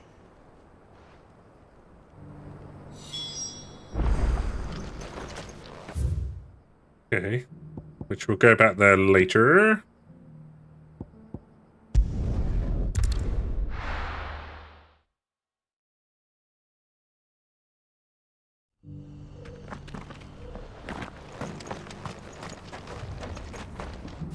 There it is.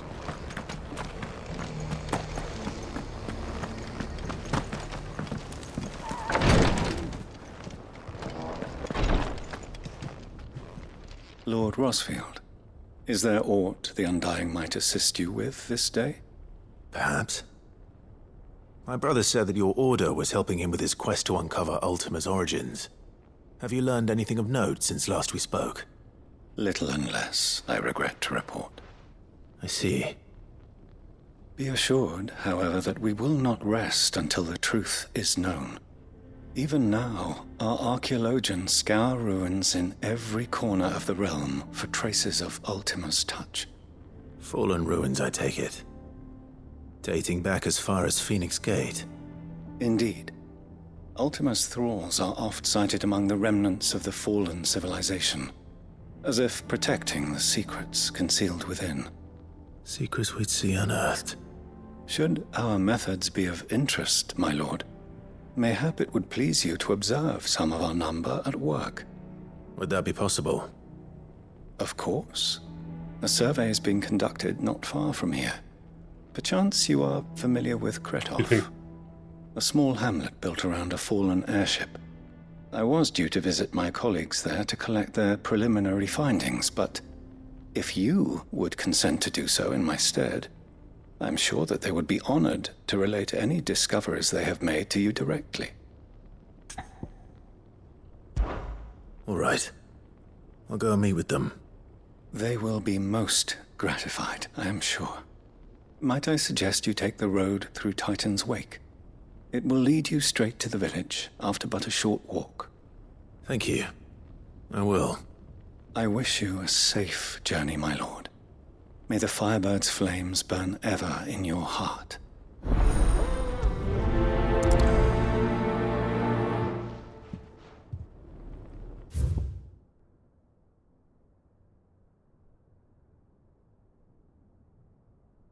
Said something about which way to go.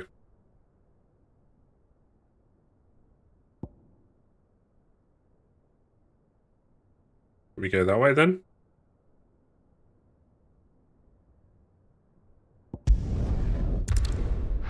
Yeah, he said go via Titan's Wake. I'm pretty sure that's what he said.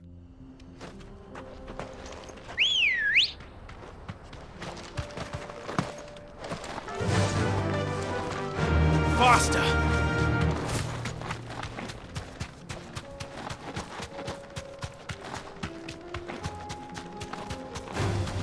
Time to fight. Nope. Just keep running, just keep running.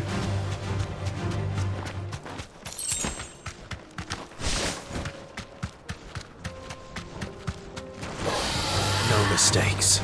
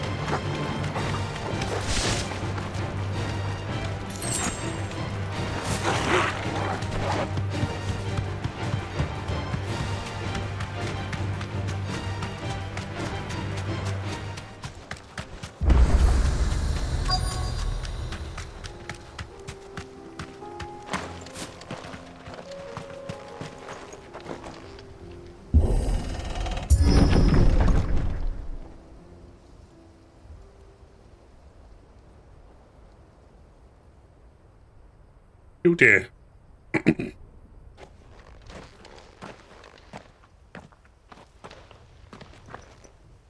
Oh no.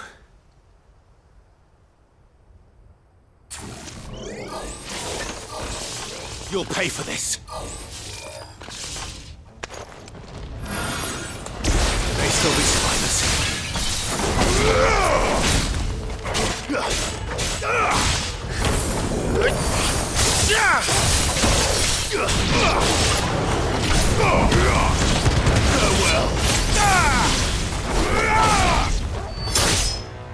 That's better.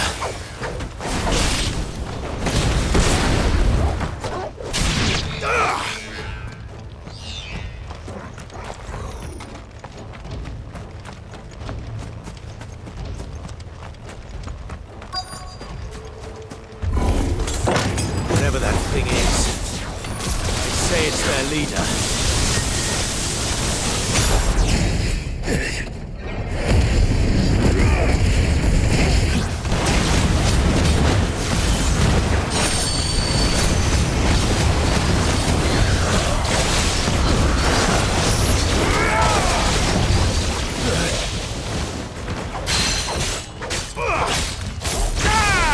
Dodging's overrated anyway. Too slow.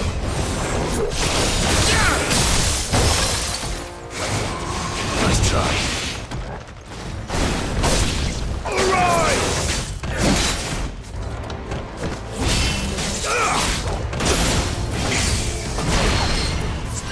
Guess we're all ready.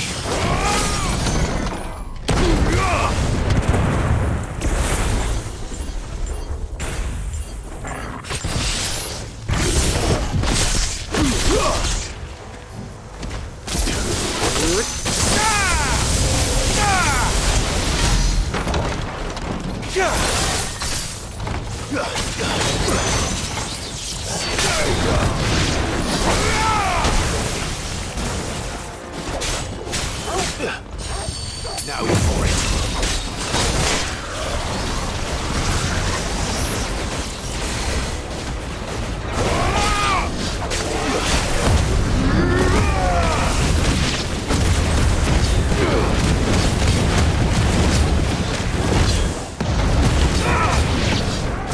Too slow.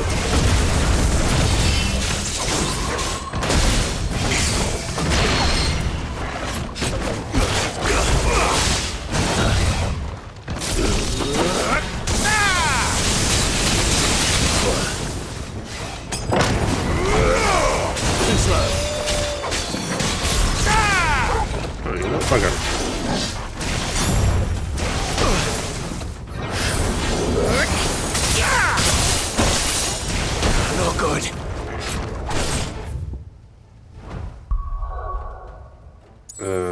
Items.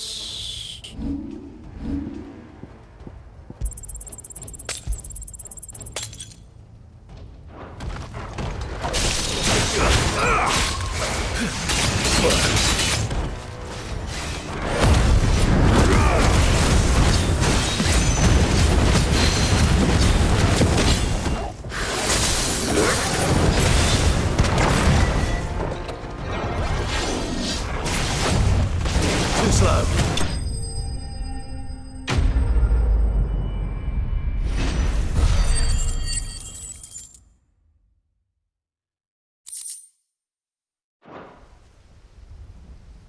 Should have stayed in the past.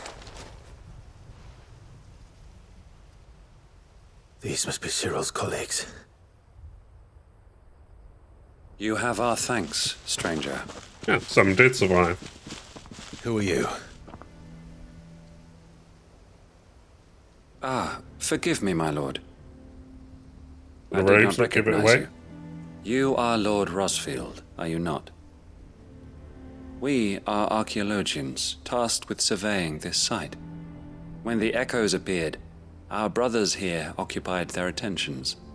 Thanks to them, and to you, we were, for a mercy, able to see our duty to its conclusion. You call that a mercy? Your brothers might still be alive if you put their safety before your duty. Surely this survey wasn't worth dying for. We are charged with uncovering Ultima's origins. A duty of the highest import, as I'm sure you will agree. And you think your dead brothers would agree with you too? I know they would. They gave their lives for the cause, an honor to which all Undying aspire. Now, to what do we owe the honor of your presence, Lord Marquis? Cyril told me of your work here, and I agreed to collect your findings in his stead. I see. That is most kind. Pray, take them then, with our humble thanks. May the Firebird's flame burn ever in your heart, as it does in ours. What about your dead brothers and stuff? It's one thing to lay down your life for another, but Frith.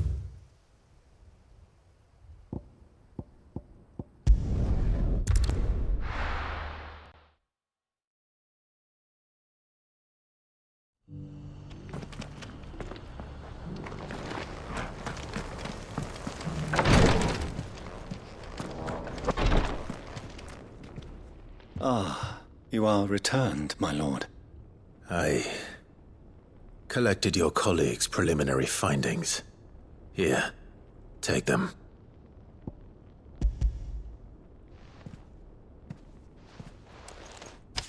My thanks. I shall study them, and inform you forthwith if I discover aught that might aid you in your fight against Ultima. Cyril, your survey party suffered several losses in Kretov. Losses which could have been avoided, had the others not chosen to complete their work, instead of saving their friends. Were these your orders? No. This was their choice. Every Undying devotes his life to the service of the Phoenix. It is our sole duty, and should we die in discharging it, so be it. Even when death is avoidable. My lord, I fear that this is not a point over which it would be fruitful to argue. The Undying have served the Phoenix for countless generations, and your opinion of our methods, however earnest, is not like to change them. We live to serve the Phoenix. Our very order exists for that purpose, and that purpose alone. Cyril, I know that you and your brethren answer only to Joshua, but allow me to offer you a word of advice. It does not further the cause of the Phoenix to have his loyal followers surrender their lives without good reason. Provide your survey parties with an escort, that they might live to do their duty for years to come. Think not only of how you can serve the Phoenix, but how Joshua would want you to serve him. Please. For all our sakes. I thank you for your advice, my lord. If you will permit me to respond, our faith in his grace, Joshua Rossfield, is absolute. And we of the Undying will do what we believe is right to fulfill our duty unto him. As first shield to the Phoenix, I am sure you understand what it means to do one's duty. I do. Then we are of the same mind. And it is my hope that we may continue to do our duty together. Agree to disagree.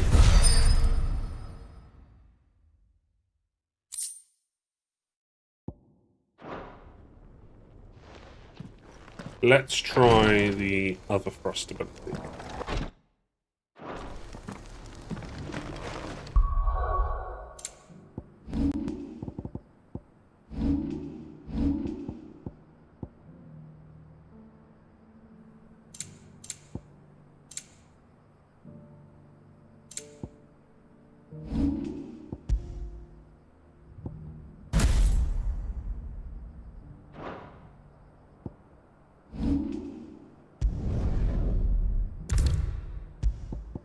Which one did I just upgrade? Nice.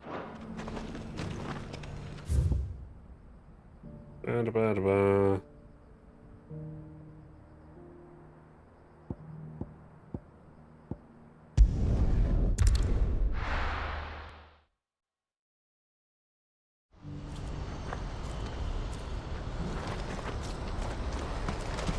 What's happened?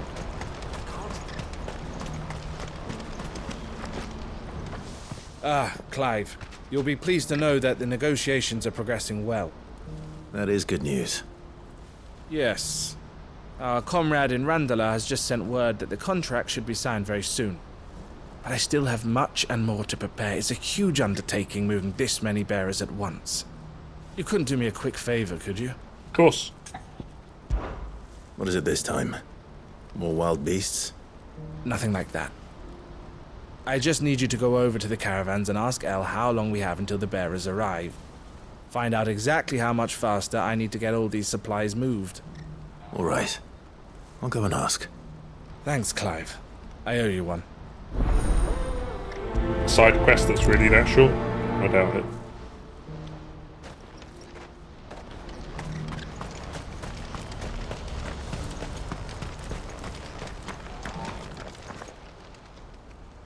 Don't blame yourself, El.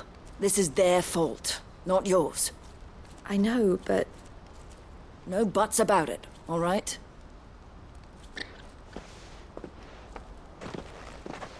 Is something wrong? Vonnie came to give me a message from our intermediary. The talks with the Republican army have fallen through. They've reached an agreement with the Silver Peak Consortium instead. Though prices have fallen of late, we deliberately offered above the going rate to try and deter other bidders. But the Consortium offered double what we did, and the army jumped at the chance. And you had no opportunity to make a counteroffer? None at all. And we were so close. El? What's happened? I saw Vonnie leaving. She didn't look happy. And with good reason.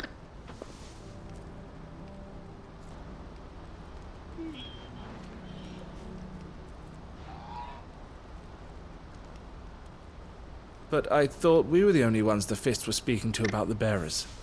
How did the Consortium even find out about this? It's not so surprising.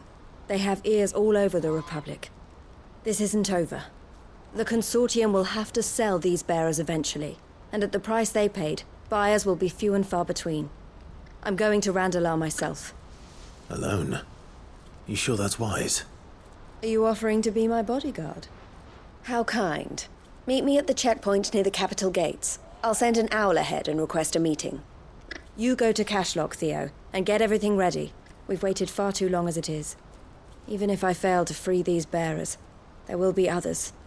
Someone needs to prepare the place and keep any prowling beasts at bay. Oh, and that's me, is it? Well, it looks like I'm following orders till she gets back from meeting the Silver Peak Consortium, who've been doing their best to undermine our scheme. She'll never join them after this, surely. No, she said it herself. She still has plans for Cashlock, even if this one falls through. She means to stay with us, then. I can't say I'm not happy to hear it, but... is this what she really wants? You have to trust her. You're right. It's what she wants now. And if Elle's off fighting for the cause, I should do my part too. So I bid you farewell and safe travels, my friend. I'll gather my men and leave for Cashlock. We'll make sure the place is well stocked and defended. You go to Randalar and see if you can stop my sister biting the Consortium's heads off. If she won't consider her prospects, someone has to. I'll do my best.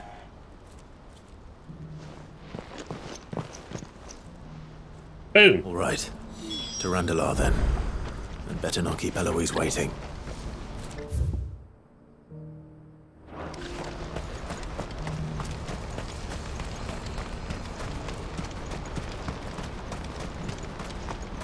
Ba-ba. What I wouldn't give for a hot.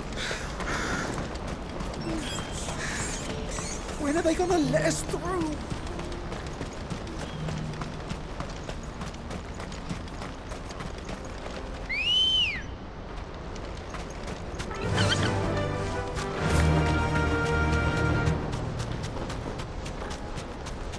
Get these little items. Oh, I have no potions or anything.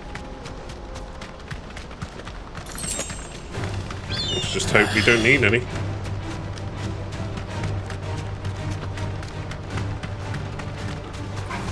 All right.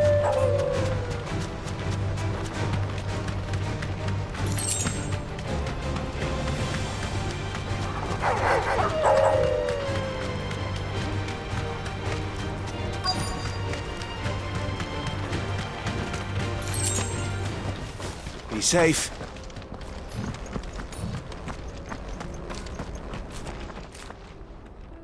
I hope I didn't keep you waiting. Did you arrange to speak with the consortium? Here they are now. You wish to consult with me? Recognize I that did. voice. It's about the bearers you recently purchased from the Fist. We had Could all just but be finished coincident- making arrangements to buy them ourselves. Coincidence. And then you stepped into the fray. You misunderstand. The consortium had an interest in purchasing them from the very first. It was only our regard for you that kept us from bidding. But your hesitancy in accepting our offer to you suggested that the regard was not mutual. And so we resumed our business. I did not hesitate. I am simply not inclined to make such decisions without first giving them due consideration. But what is done is done. Come then. How much do you want for them? Alas, you are too late yet again. We rarely take on such unconventional merchandise without a purchaser in mind. The bearers belong to him now. Who is your buyer? A trader from across the water. A most demanding fellow, if it's any consolation. He insisted the bearers be fed, dressed, even given their own bunks for the voyage over. That's what you get when you deal with continental types. I wouldn't know. Oh yes, the culture on the continent is quite different to ours. They pay good money for bearers not fit for the knacker's yard, and treat them like kings. But as long as they pay... That does sound unusual. No matter then. If they've already left our shores, there's little that can be done. Allow me to withdraw my interest. And with it, my interest in joining your organization. My associates will be sorry to hear that.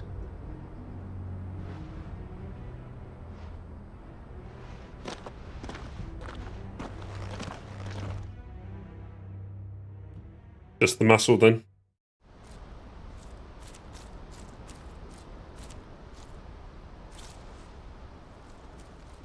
I'm sorry you weren't able to save them. As am I. But I only have myself to blame. He was right, you see. The Silver Peak Consortium did intend to buy those bearers before I did. Their representative hinted at a possible purchase when he came to recruit me. I feigned interest in joining them in the hope he might be encouraged to tell me more, and he did just that. As soon as he left, I sent my own offer to Randalar. So you never... No. I entertained the Consortium's proposal solely so I could learn more about those bearers. But I was a fool to think they wouldn't find out. I knew exactly who I was dealing with. You tried. I did. And if what he said was true, the bearers are to be well treated. Which is something, at least. They deserved more. I wanted so badly to see them freed.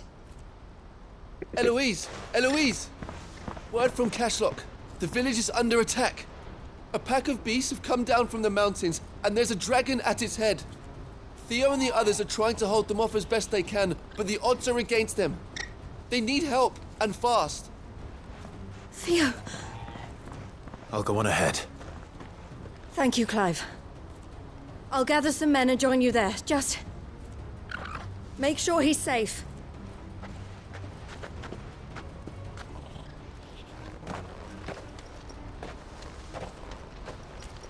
Hold on, Theo. I'm coming.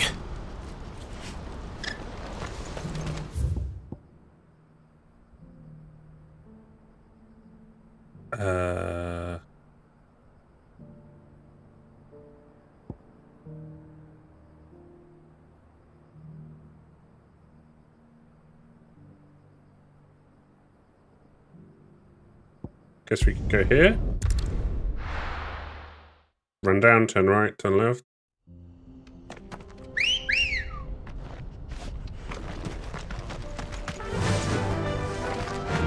Fly, Ambrosia.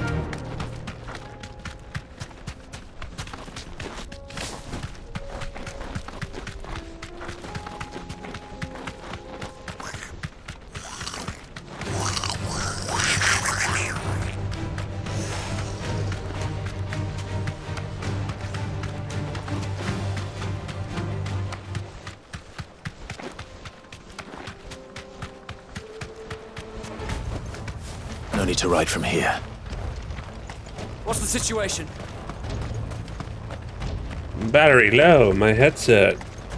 Why not charge it at lunchtime? Guess not.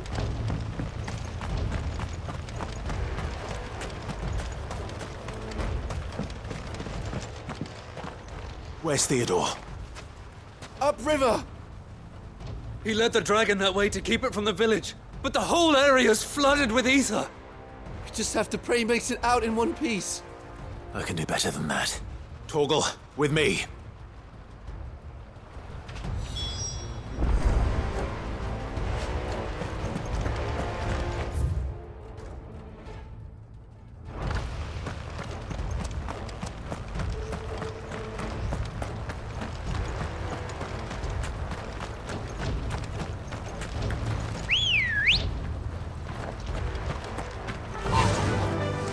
Faster!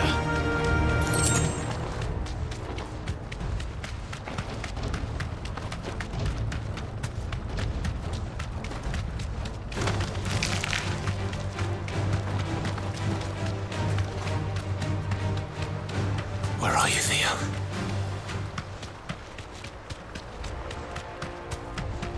Just keep running. Right.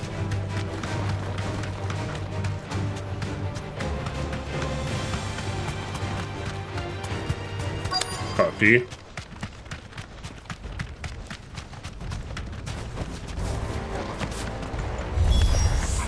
Damn it. The ether's too thick. These creatures have already turned.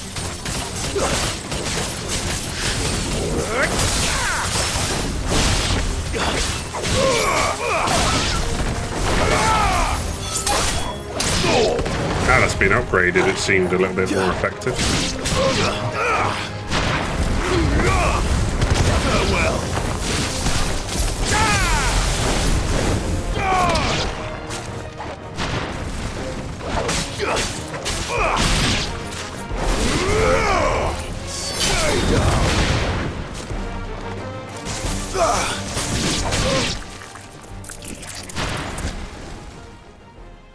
I can't waste any more time. I need to find Theodore before that dragon does.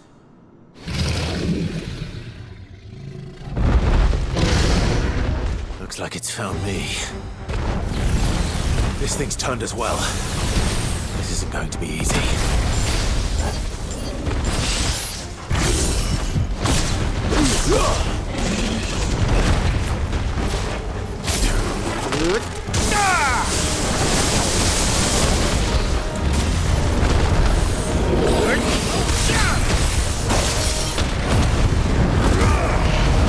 I don't have any potions.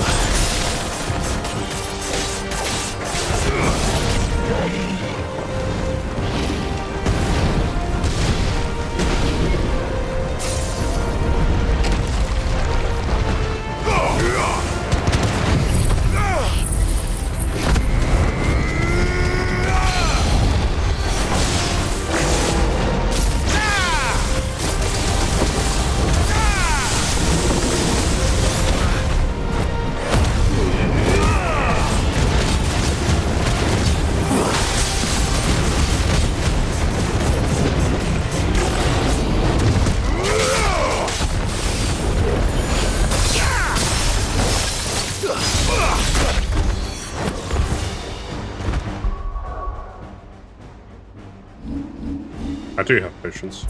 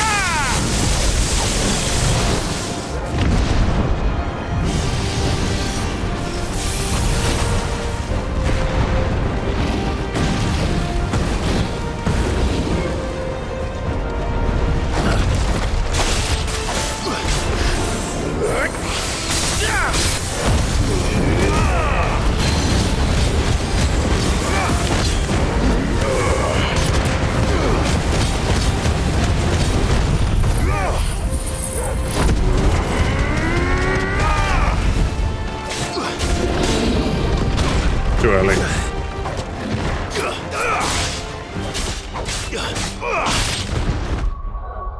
He hits quite hard, so I should probably use some more potions.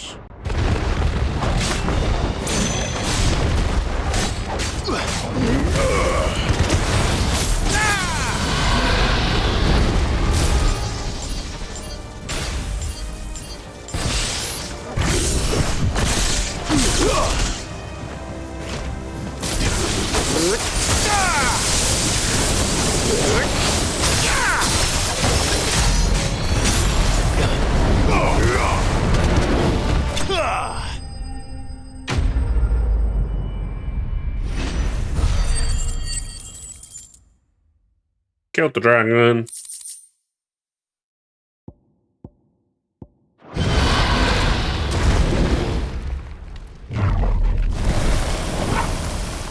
Clive? Theodore, you had me worried for... Oh no. Why is it all these side quests feel so bad? I think it might be a little too late for that. Bearer or no, there's only so much ether a man can take, and that Drake just wouldn't let me leave. You have my thanks, Sid, for finishing what I could not. For keeping Elle's dream. Theodore!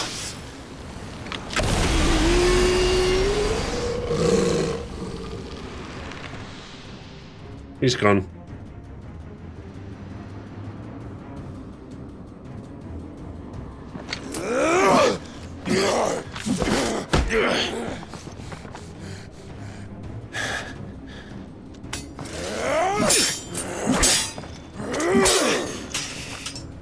Don't make me do this.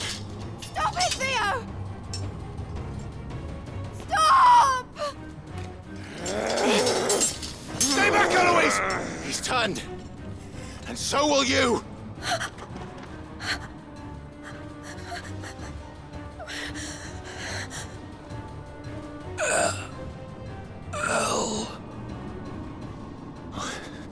Theodore.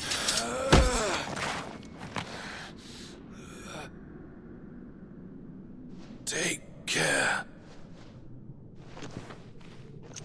of my sister. Theodore, wait. Goodbye, Elle.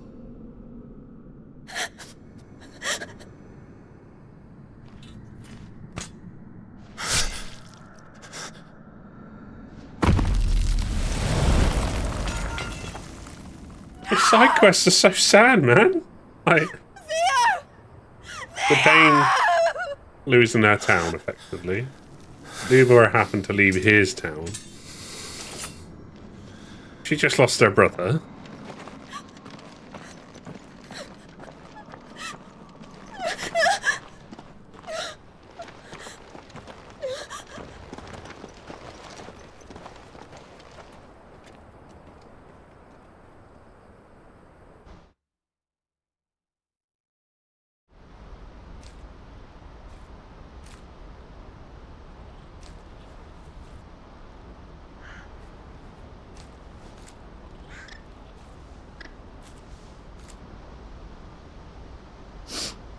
Thank you, Clive.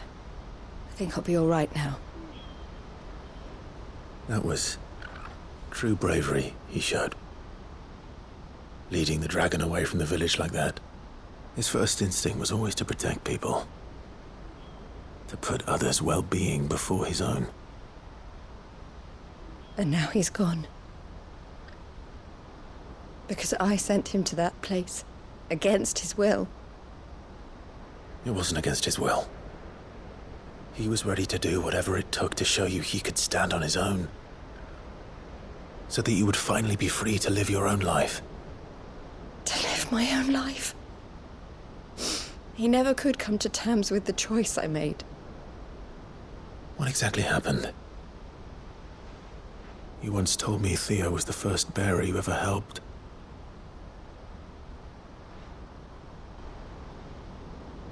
We grew up in Canva.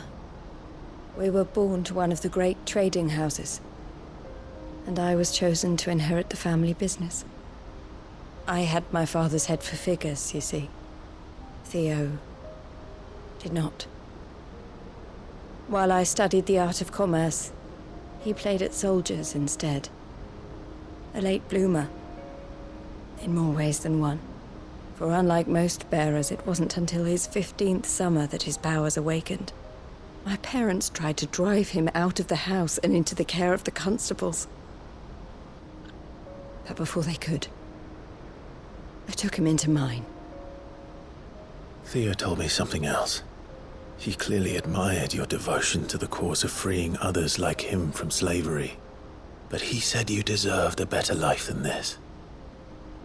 He wanted to free you from what he called your bonds, just as you freed him from his.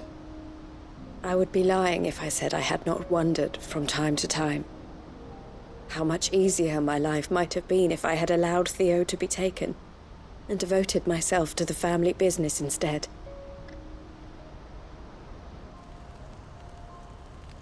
But I have never regretted the decision I made. Being with my brother meant more to me than tradition or reputation. I only had to look at him to remind myself of that night and the choice I made and the fact that I would make the same choice again in a heartbeat.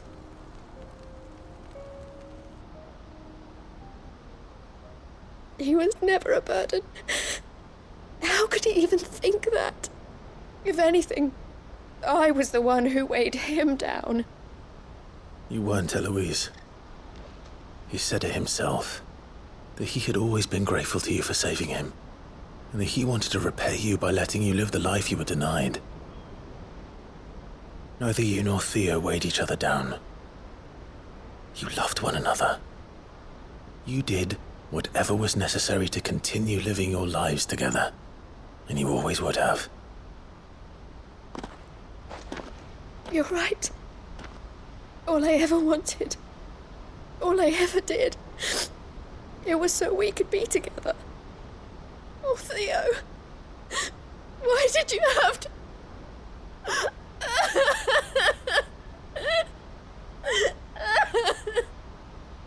Damn. Damn, damn, damn.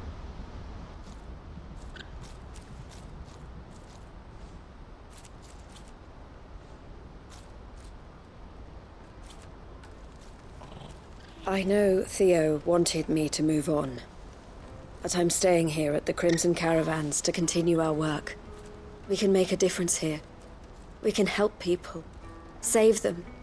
I need nothing more from life than that. So I'll carry on doing what we do, ensuring that goods, people, Bearers get where they need to be, bringing smiles to people's faces, just like we always have. And to Theo's, wherever he is. This is the life I have chosen. The life I will always choose. I've made a choice of my own. To continue helping you however I can. Whenever you need it. Thank you, Clive. Let's go on together, then. For Theodore.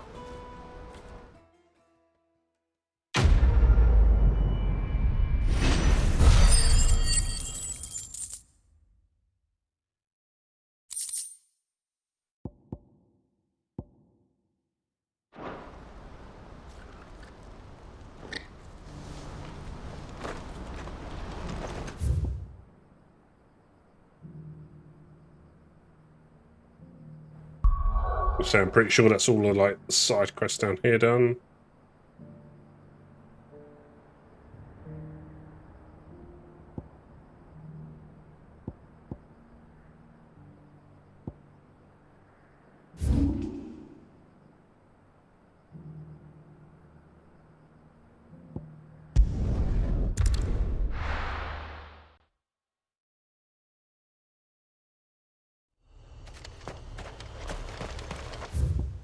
The way.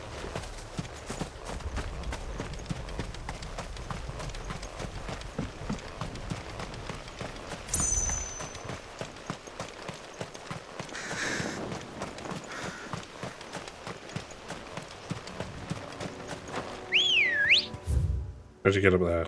There is a route.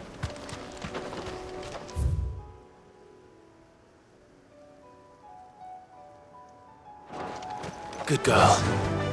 Run like the wind. Not very clear which way the route is.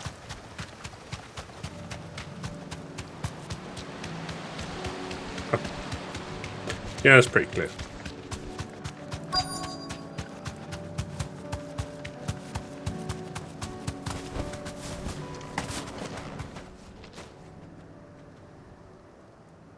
Good. They haven't broken camp yet. How did Doris come to know a slaver, I wonder?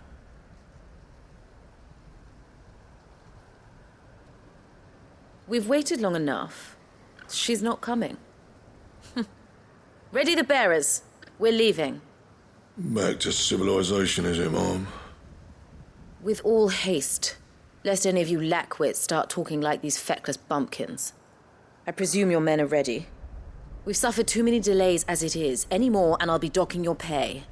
Yes, Mom. Oh, but before you go, it appears we have company. Kill him.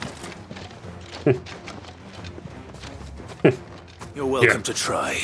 Ah, you said out loud what I was thinking.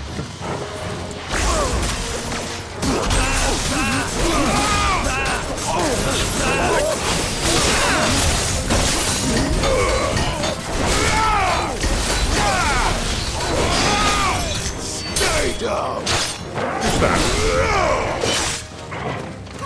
Thank you.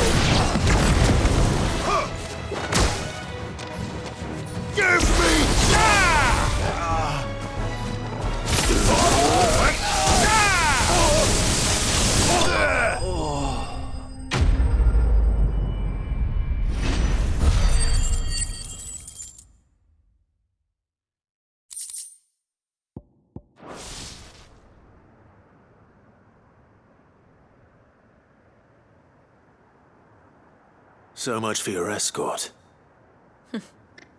You'll forgive me for not avenging my men. I'm not the swordswoman I used to be. I surrender. Do with me as you wish, Sid the Outlaw. Sid!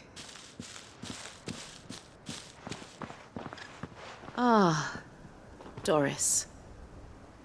I take it you're not here to rescue me from our brooding renegade? You know, I always wondered where you'd vanished to. But casting your lot with this criminal of all people. Better fighting for a cause than killing for coin. I'm sorry, Sid. I should have told you sooner. This woman, my former master, once trained bearer children to be weapons in service of the highest bidder. She raised me like a daughter, and I did terrible things to earn her favor. It wasn't all terrible, surely. We had our fun, too. You were always so eager to learn, and had such clever hands. All my other children took either to the blade or to the books. Always either or. But you proved yourself a master of both. That's why I kept you for my own. How about it, my little dagger? Care to swear that blade to me again? I never swore my blade to you, nor will I ever. I fight for a higher cause, to liberate the bearers of this world. Farewell, Master. Thank you for making me the weapon I am. You always were a righteous child. Perhaps that's the reason I loved you so.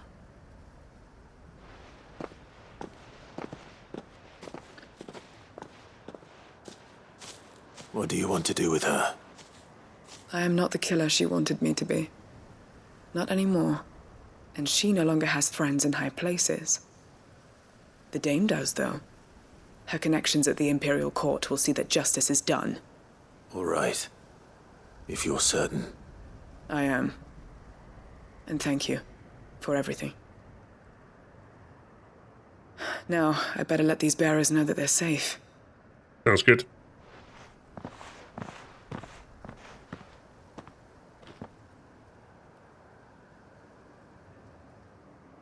And I should head back to the hideaway and put Cole's mind at ease.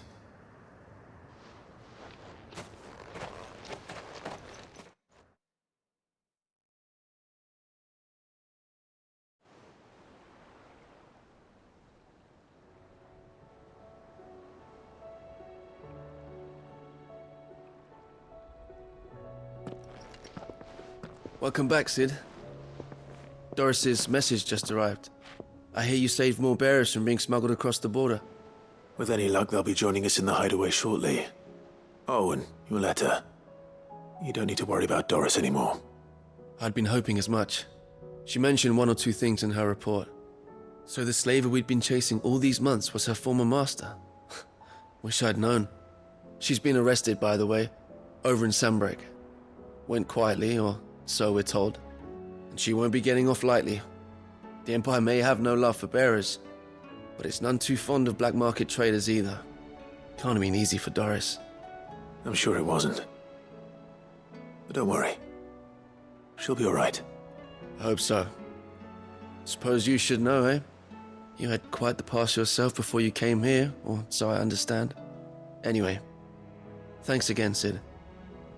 The Cursebreakers would be lost without Doris. And you, of course. Keep up the good work, Cole.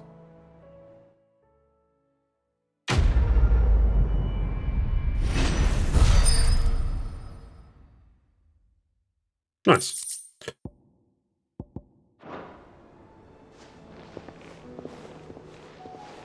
Got to go back out there, though, for another quest.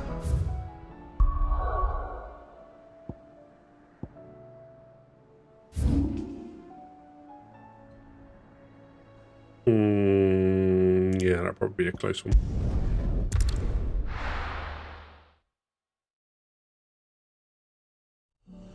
Ambrosia won't help me here. Oh, yes, they will.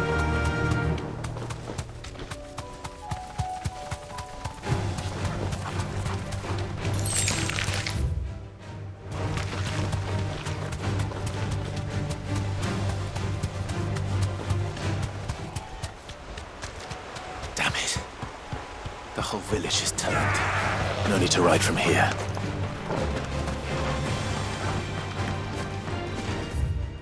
Don't really want to be fighting them.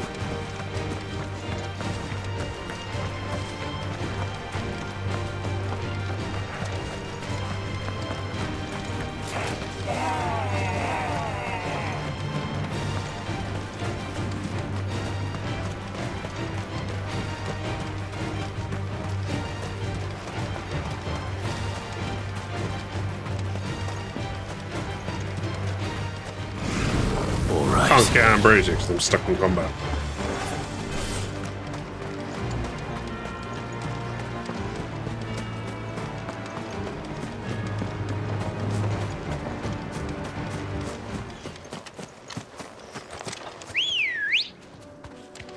Ready, go?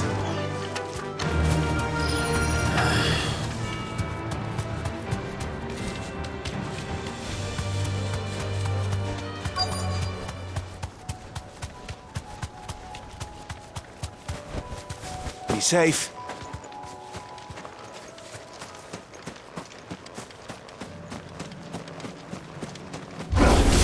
No holding back.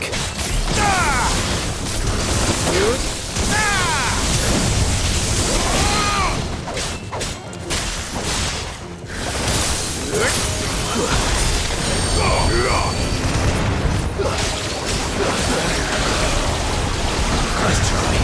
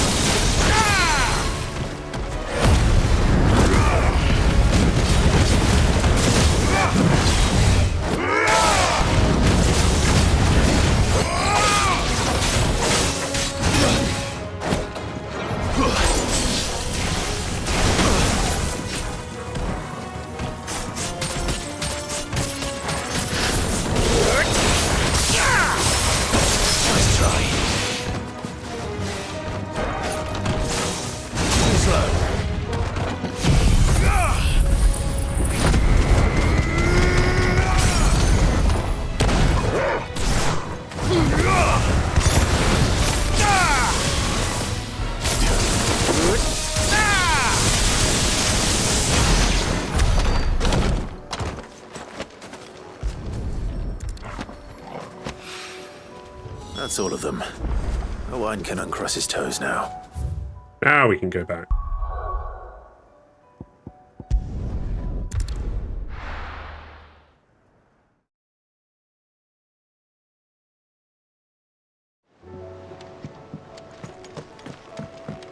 Come back.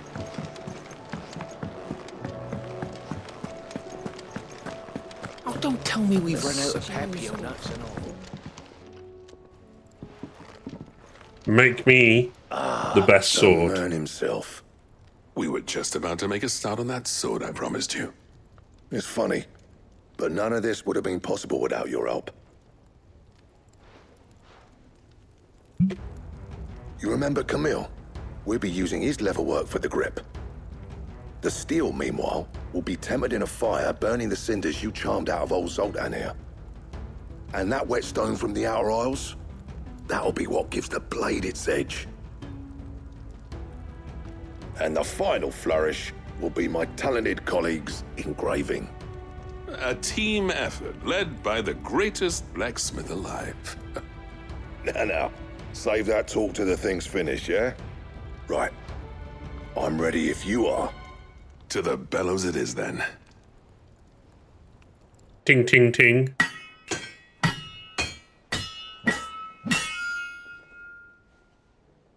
Getting used to Final Fantasy things.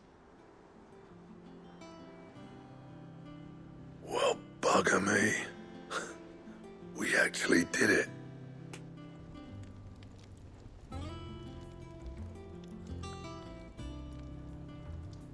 Lovely looking Sword sword. to end all swords. Ragnarok. It's quite something. I trust you'll take good care of it. Thank you. Both of you.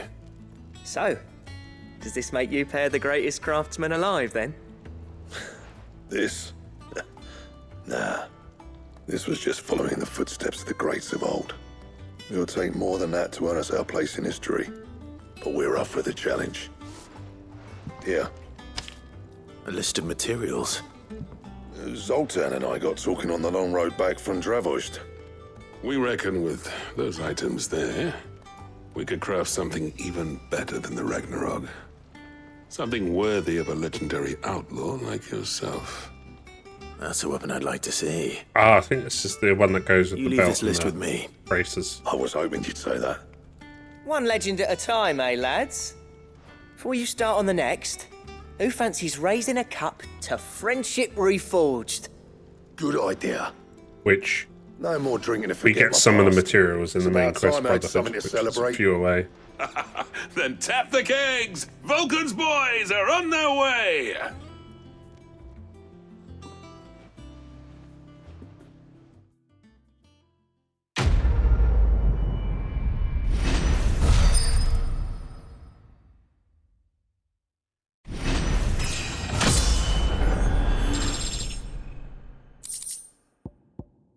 Yeah.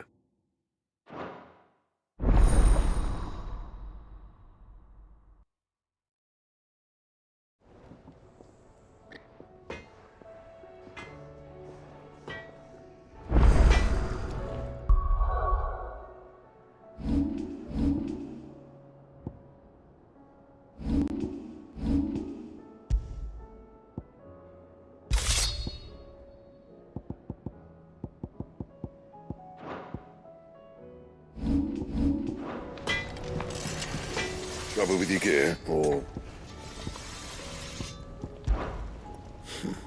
I never thought me and Zoltan would ever speak again, let alone work together. And if it hadn't been for you, we wouldn't. You've been a good friend to me, Clive. The best.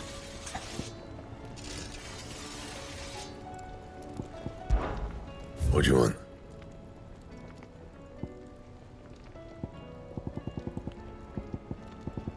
There it is. Yeah, that. Those things.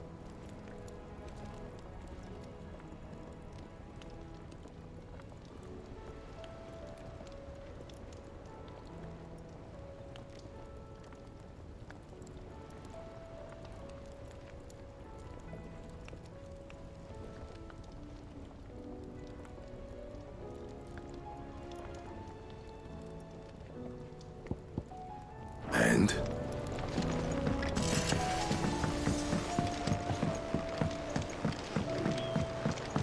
Have you tried Molly's lemon tarts?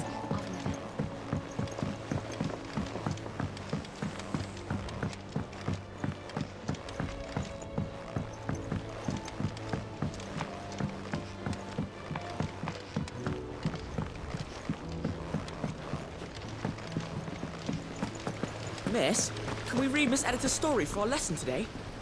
What a wonderful idea, Justin.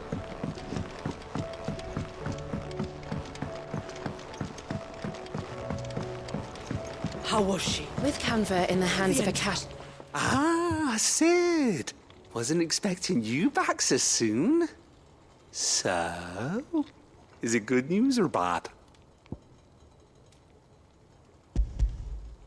Good, thankfully. Here. Ah, that's brilliant! Thanks a blimmin' million! I'll fit 'em to the smelter right away!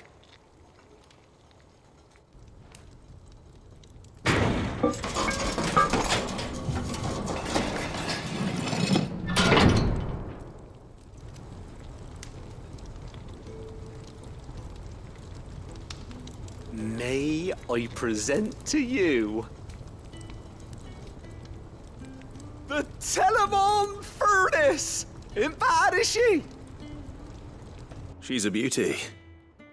You saved my bacon again, Sid, and I ain't about to let your good deed go unrewarded.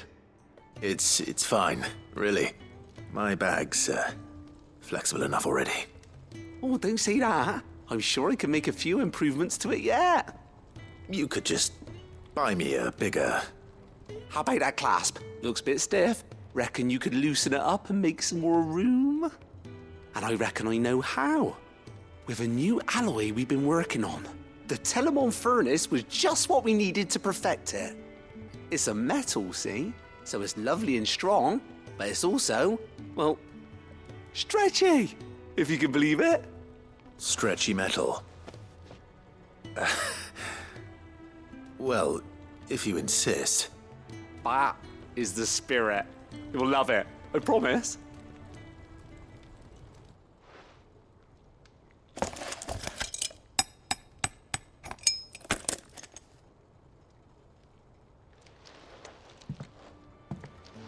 So, what do you reckon?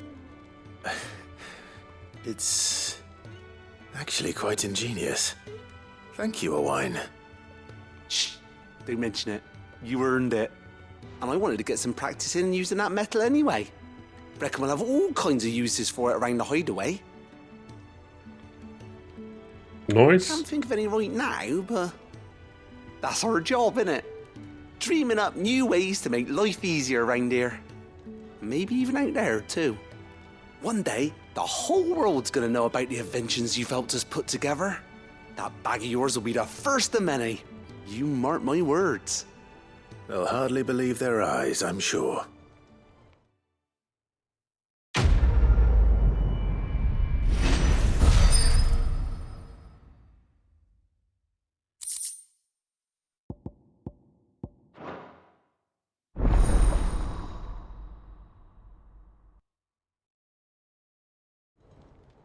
Oh, right. Boo-boo. I am going to take a quick comfort break.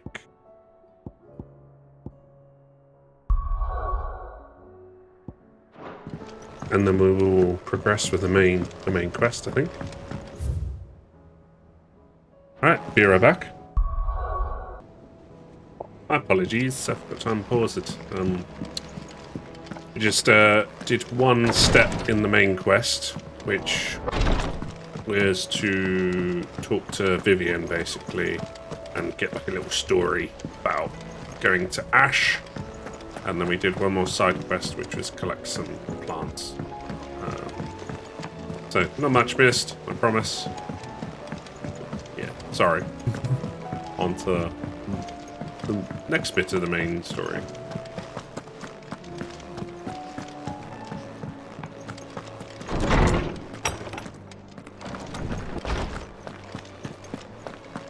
I have no reason to assume otherwise.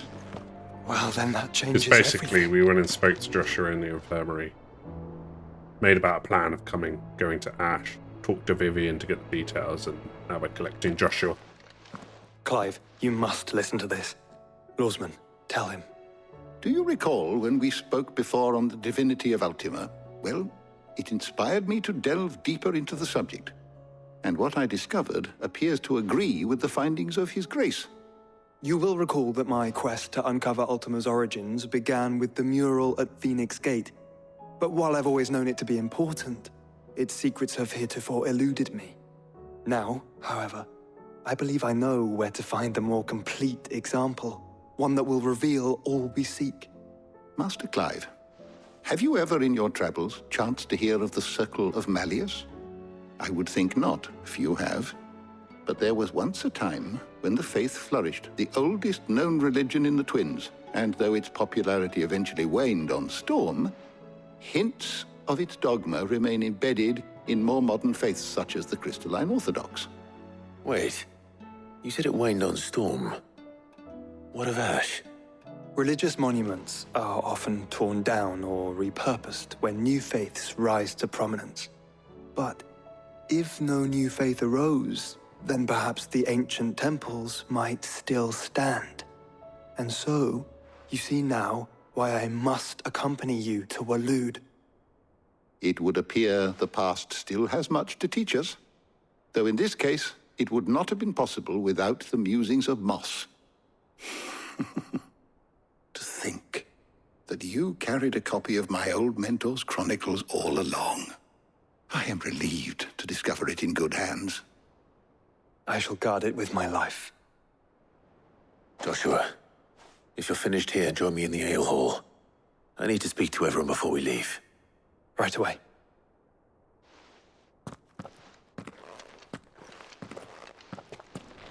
He admitted I could ride the Enterprise name.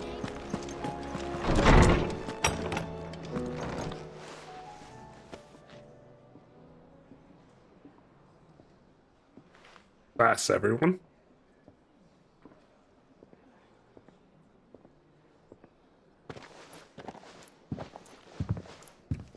My apologies.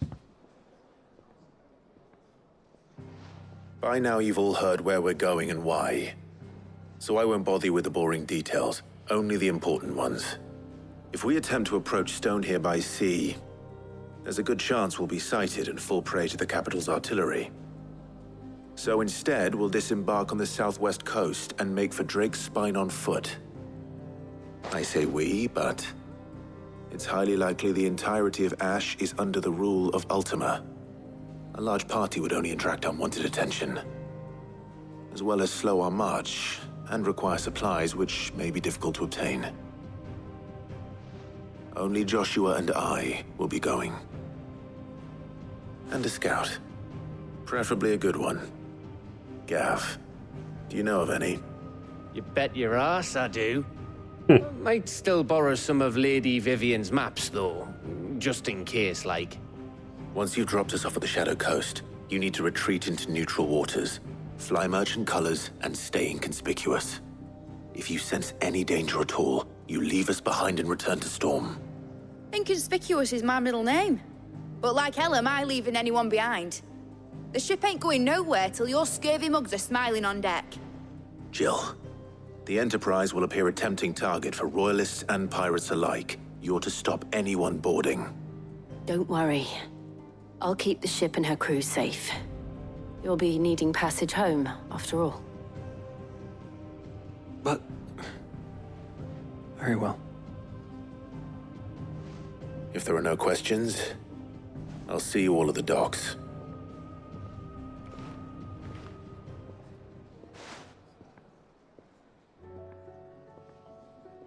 Let me know when you're leaving. I want a word before you go. Of course.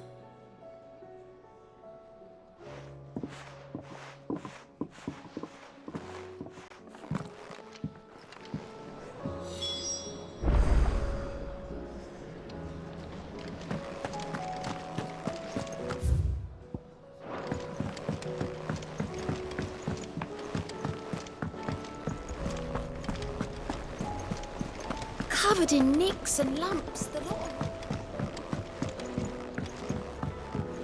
them. How do you split the sea?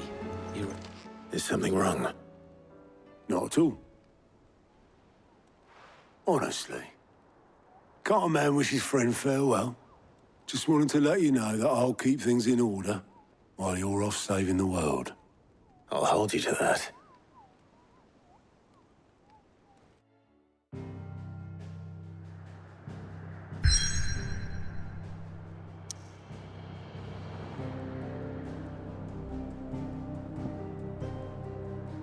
Off we go then.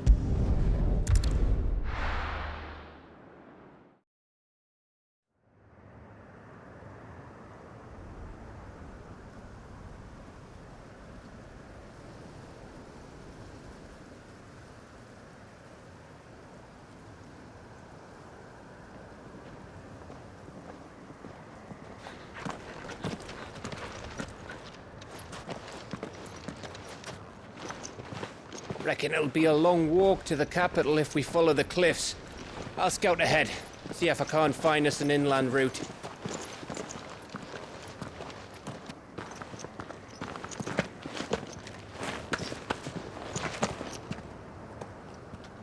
Clive.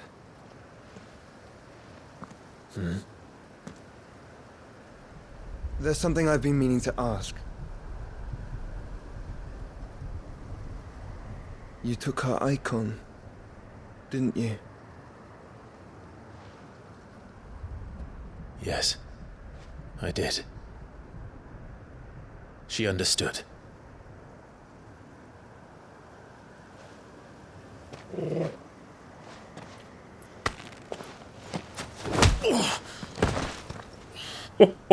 Oh, she understood. Understood that you decided to save the world all on your own, and that you'd die without her power. How dare you make her choose? You knew damn well she'd never refuse you.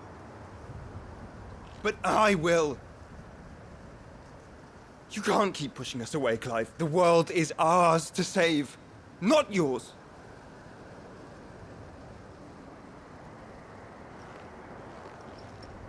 I used my gift because I thought it was the right thing to do.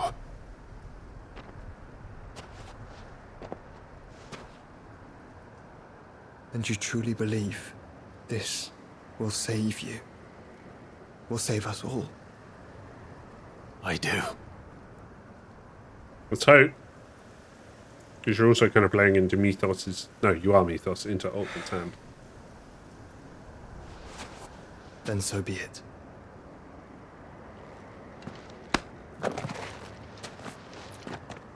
Just don't forget, you're not alone.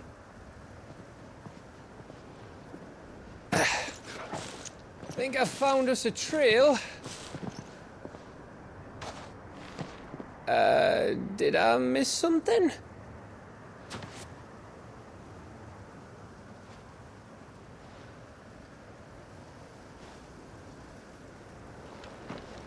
Only that Joshua didn't. I don't get it.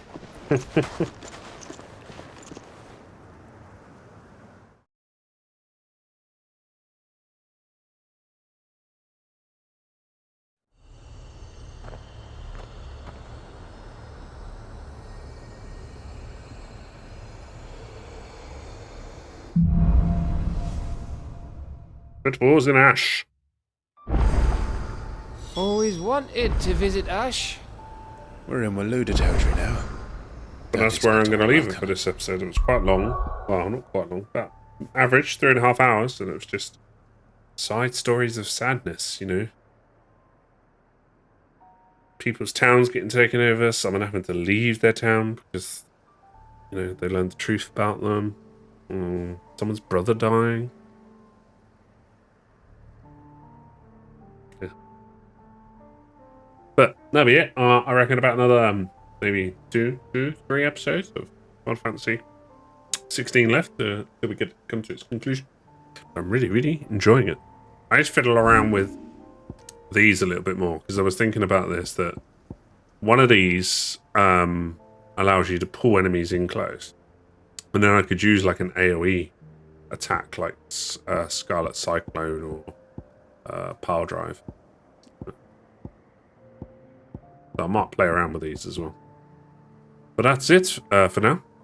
Thanks very much for watching, and I'll catch you again soon.